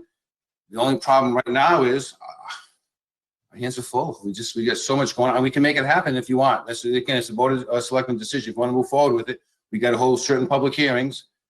The issue now, holding public hearings with these meetings, is makes life interesting, because now you got to get a petition. You got to have all the property owners have to come in. Someone doesn't want to do it. There's issues, and quite honest with you, a lot of it does come to my shoulders, and I'm still stuck. I'm trying to get Railroad Avenue brought to your attention because we're going to do a road layout there. It's been 5 months since I've been trying to get that to the agenda. So we are really bottlenecked, and I understand their plight. I would like to put that in perspective, because Linda was correct. I am the one from the town that represented that this is the process we've done in the past. I made no commitments. I told them there were there was, again, schedule is a big issue. But if they had done this work ahead of time, that would make the process go easier. If that had come in about 2 or 3 months ago and we could have reviewed it with the CIP committee, I think it would have been more time to have got it ready. Right now, I'm not even sure how we're going to get ready the articles we have. I guess the question I'd have for you, Dave, and for Jim would be, do you think they'd be receptive to the idea of going through this process but not bringing it forward for another year, to get everything ready to go and stuff, so you have plenty of time, during the next spring and summer to really process this and spend the time to determine our department needs, if we're capable of taking care of it and stuff, and what we would have to do to adjust if we did take it over and stuff. So I'm just throwing that out for thought, for an option of what your feeling would be for when you talk to them. Maybe something we should just mention to them, see if they'd be agreeable to it. I got a call from Peter today being nervous about the response he was starting to get from the town. And he said to me, I'm concerned whether this is going to go forward. I said, oh, no, it'll go forward. I'd never seen it. We've never, quite come to this. And so I think they're anxious. That's my response, Brad. I think they're anxious. I think they thought they had things together to go on this year. Yeah. So I must have been sleeping. This is the first I've heard of it. I don't know exactly. Have I been asleep at the switch? This is the first I've ever heard of this. If I may. Jim? So we received the petition the week of election. Pat received the petition. She was tied up with election, getting that stuff buttoned up. She got back to me regarding the petitioners were voters. Reached out to Mark Puffer. I actually got feedback from Attorney Puffer today regarding the process of the layout and how to make that happen. If we want to go forward, what needs to really happen is we need to get the meetings noticed this week for the petition for layout so that we can have the meetings done for the public hearings so that we can get it onto the warrant for 2021. Well, Jim, is this the first time I'm hearing about this? That would be correct. So we hear our, I'm sorry, Linda, go ahead. Only reason I know about it is I've gotten calls from Peter Goodwin. That's Yeah, how yeah, I know. no, I got it. So we have, I've been sitting here, I really thought we were going to talk about that other one, which would have been a different one. So first I've heard about it. We have our highway department person doing what he thought was the right thing, is coaching people on, the process you got to go through, as he has been coaching, people down in the town dock parking lot. So that's good. But then we hear our highway department guy at the budget committee meeting, at this meeting, and other meetings tell us that he is beyond the point of break point, and he needs help. We have talked about breaking the position into two parts, and we want to throw another chestnut on the fire. I guess that's I'm kind of sitting here and going, no disrespect to our friends who want to get their road laid out, because someday I'm going to want to do that for my neighborhood. But I'm kind of sitting here, I'm saying to myself, what are we doing?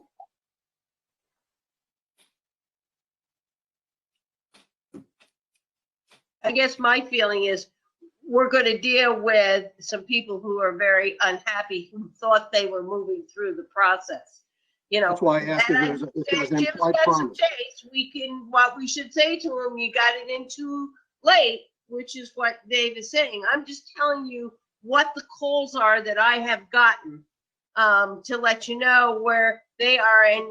And somebody said something today, and he was concerned that it wasn't going to go through. And I didn't, I haven't seen any of the documents. So, I'm with you, Linda, that people will feel aggrieved, and they can all point at me. I'm a member of the Board of Selectmen. I'm supposed to know about this stuff ahead of time so I can think about it. And this is the first I've heard about it.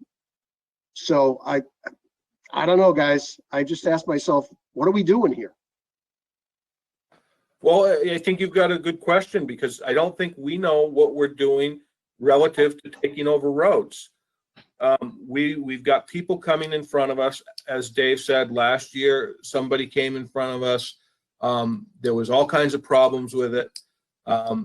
This association is in much better shape than the other ones.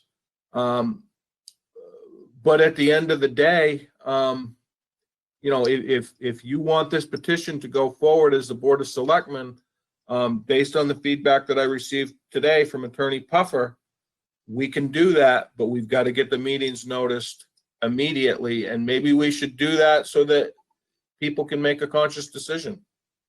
You can do that, Jim, but what you heard from your highway department person is it's going to add more cost to the business. So if we're going to do that, then let's put more cost on the town. Let's think it all the way through.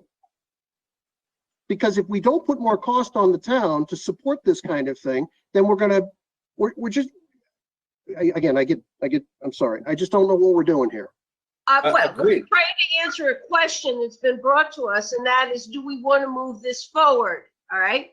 And where I'm more concerned is, if that's the case, if we say no, then somebody's got to call and somebody's got to speak to them and let them know that their petition came in too late. We can't pull it off. And with what we're doing right now, we don't have the time to do it. And I think that if that's where we are, then that's where we are.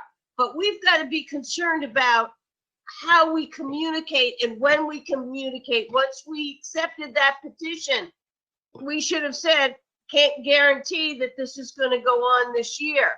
And that may be what Dave's talking about in terms of our process, about what is the date, if we have any, that a petition to lay out a road, for a betterment assessment has to be by a certain date or whatever it is. But I part of that, what I'm trying to express here, I think we've got a public PR issue here. on what they thought had gotten and where they were going and where the reality is now. And it's not to point a bad finger at you, Dave. It's to say, this is where we are. How do we, if we say no, how are we going to see if we can get them to go to the next year? How can we kind of deal in a positive way with them? Dave Senical? I think one of the things that did occur, when I talked to Mr. Goodwin when he handed it in, I think he probably saw the surprise look on my face. And I told him, you know, it's gonna be a while before Pat is going to be able to get through this and verify the voters. Because when he and I talked, I thought he was exclusively looking for a petition warrant article for a betterment assessment. So there was some confusion there. But what he's really looking for is a petition to lay out the road, which is different than a petition warrant article. So, you know, and Pat got me the documents, verified the voters. I reached out to Attorney Puffer for the guidance. And here we are based on the response I received from the attorney today. Yeah, Dave Senical? Yeah, I think the assessment or whatever you want to call it, the road layout, or is only half the problem. The other half of the problem is, how do we maintain it? Do we need an extra truck now? Do we need more personnel? The answer seems to be yes. And there's nothing in our budget this year for that I've seen. So I'm not in favor of moving forward with this until we have all of the information. Do we have our public works director? If the thing gets broken up, and next year that person could come in and say, hey, we need 2 more trucks and 3 more people because we have so many miles of road now. I don't have that piece in hand, and I'm not going to move forward unless we know what that's going to also add to the budget, which we all know it's going to. David's been saying that for a long time. We've known it for a long time. In some areas, we're understaffed. Some areas, we haven't put people back in or hired people to replace people. So I'm not comfortable with moving forward with this one at all. That's my view. Another point I want to bring up, and let me know if I'm wrong, Jim, is that if we go ahead with this, it gets put on the warrant, none of this wouldn't pass until March. Is that correct? So we wouldn't be looking at doing any road maintenance this winter on that at all as we sit right now. So we wouldn't be if we did go through this, we'd have time to assess what our needs would be for the following winter with the highway department for budgeting, and if we need to add a truck and labor and stuff like that, we could present for the 2022 budget. But then again, that wouldn't go through to that March either, so you know, I just want to bring that up, that there wouldn't be any winter maintenance done on this winter in front of us. I didn't expect that to happen, Brad. I just said for starting next fall or even during the summer, when you're out cleaning culverts or patching roads or whatever you're doing, we may not have all the manpower we need. And I think that's some of what David's saying is, we don't have that capability right this minute. If that thing were to go through tomorrow, I think we'd have some problems with the times it takes to do the routes. And you know, you've done routes before. You know, people want to have their roads plowed at certain intervals. So if they need to get people in or out, that's going to happen.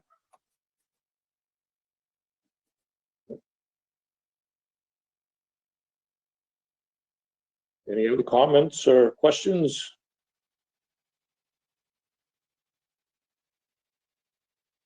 I guess, Mr. Herron, what I would like to do is, I'd like to know if the board wants to bring forward the petition to lay out for the 2021 budget proposal or not.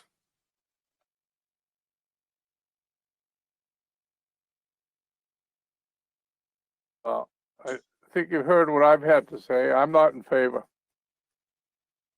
I don't have I all can't the comment. I information. haven't seen anything. Paul has said the same thing. He doesn't have enough information, but he may want to make a decision on it.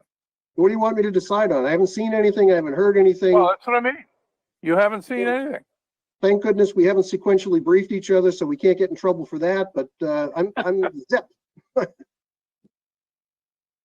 Yeah, and I'm assuming this is off of Pleasant Valley Road, the Orchards. Am I assuming this from the names that I've heard and everything? Okay.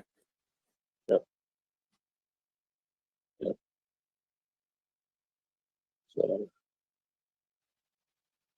I guess the fact that it's a petition to lay out, and Mr. Puffer said we don't have to accept that. Is that right, Mr. Pineo? So attorneys Puffers in the RSA says the Board of Selectmen may. And that term may is the key point. You may decide that you want to lay this out. You may decide that you do not want to lay this out. Dave? So, Mr. Chairman, so we're gonna do. Paul, Dave Ford's gonna go next here, okay?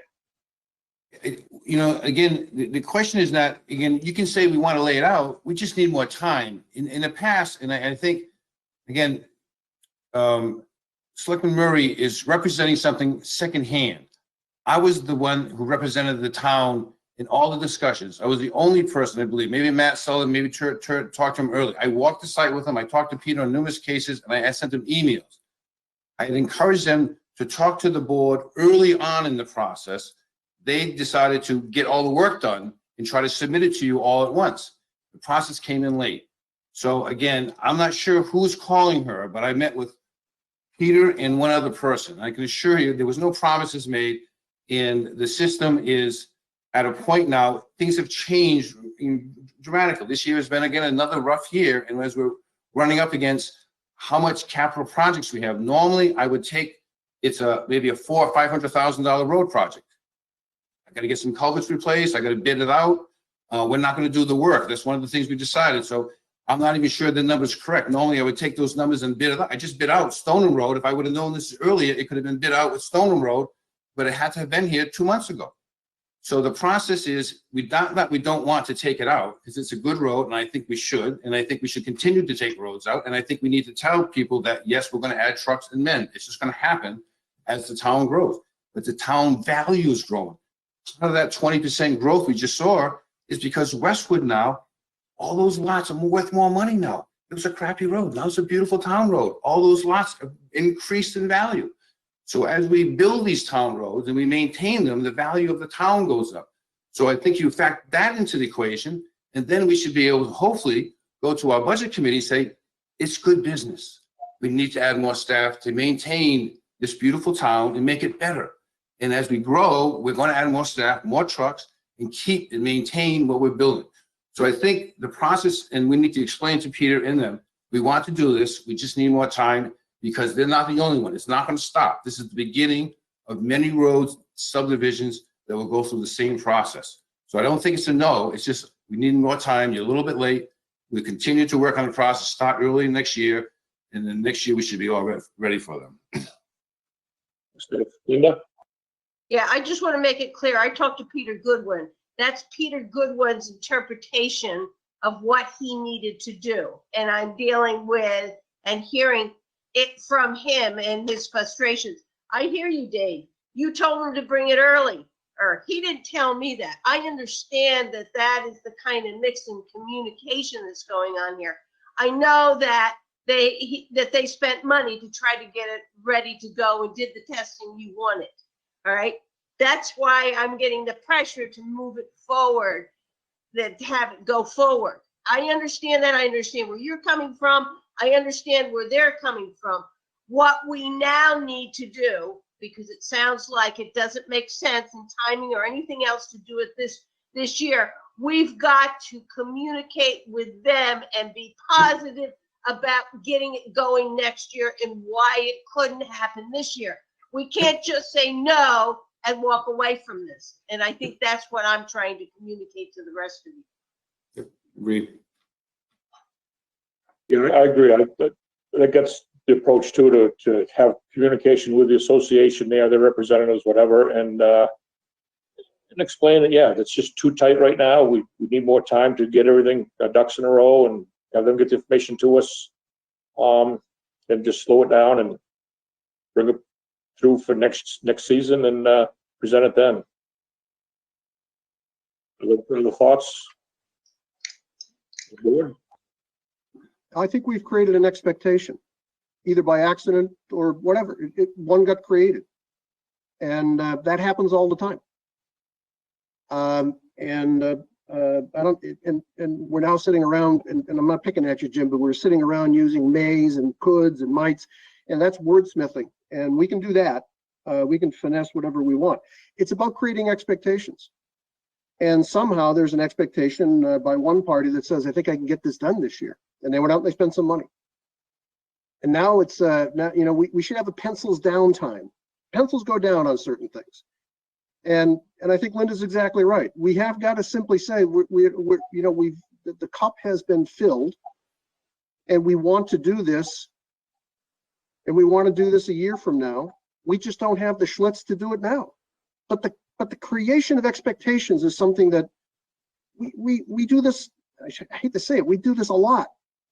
And you know, last minute stuff is not a signature of what we want to get good at. We want to get good at good plans. Enough of the lecture. I say we share with them that we'd love to do it. It's not on our sights for this upcoming year. So is somebody going to get a hold of Peter tomorrow? Is that possible? Yeah, I will reach out to Peter tomorrow. Thank you. You have a motion to that effect, Jim? Are you good with the consensus of the board? I'm good with the consensus of the board because, quite frankly, I mean, to get the hearings noticed is extremely tight with everything going on. And you know, I think we've got to get a process in place to be able to follow, because we've as well got to do some research as far as the road, the deeds, all of that stuff, and that's still a significant amount of work. Yep, it is. Do they have as-built of the road, David? You know, the funny thing is, all the work Peter's done, he's never shared it with me, so I'm not sure what they actually did. I don't know if did they submit it to you directly, Jim? I didn't see the package.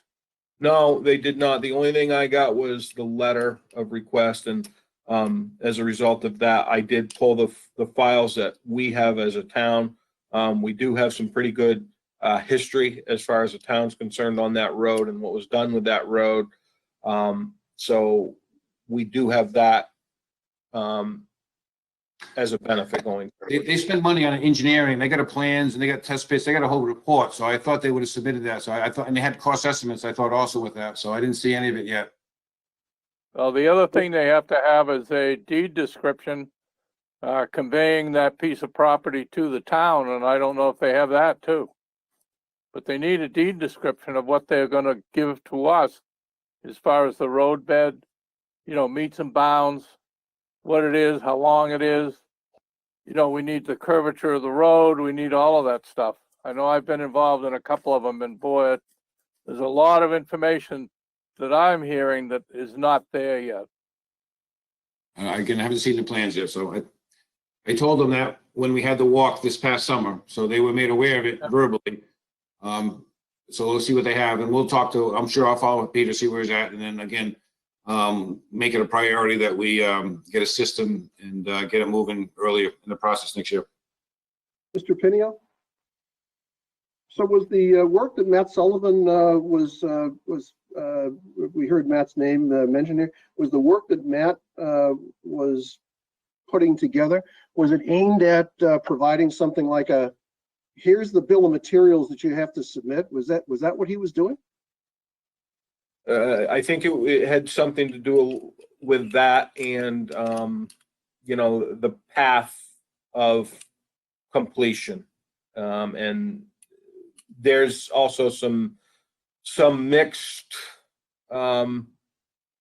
opinions, both legally and operationally, as to how that should look.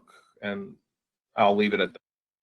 So I think that, you know, the past couple of minutes conversation reinforces the fact, and from Mr. Senical and others, that, you know, we have an applicant here that's going to feel pretty crappy that this isn't going to get done. But you know what? We're sitting around here asking basic questions. And, you know, Dave has represented some of this stuff orally to the applicant. We need to have this other stuff. And if this was what Matt was working on, we ought to at least recover at least some drafts. Or maybe he didn't start. I don't know. Yeah. We'll find that out as time goes on here, so.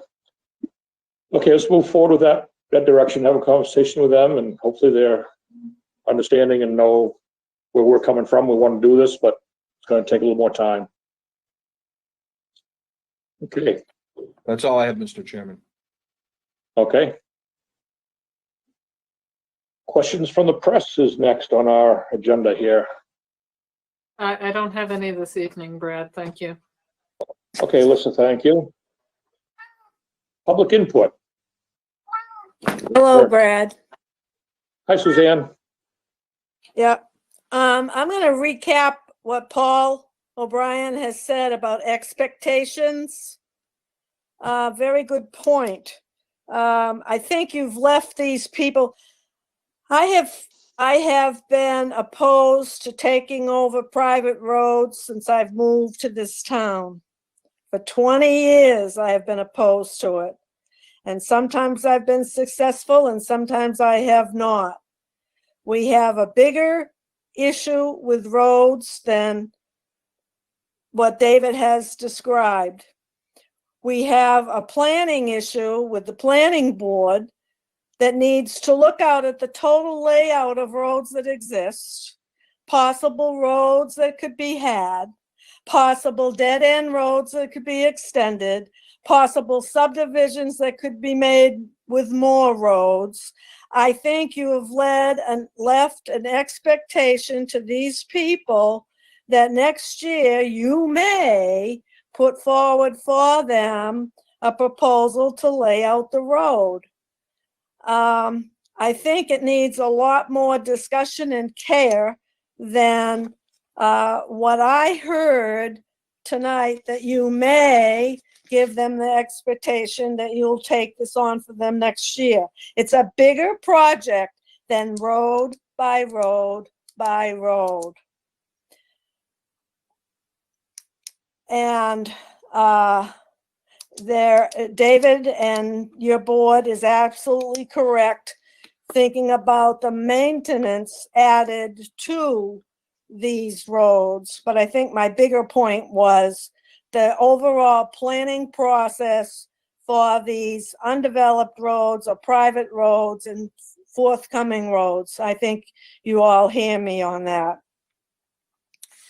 The second point that I have besides roads is back to your setting of the tax rate and using the unexpended fund balance. I know you've made your decision and I'm not asking you to reconsider that. Be too difficult. I know you're up against a timeline once again for the last 2 years. But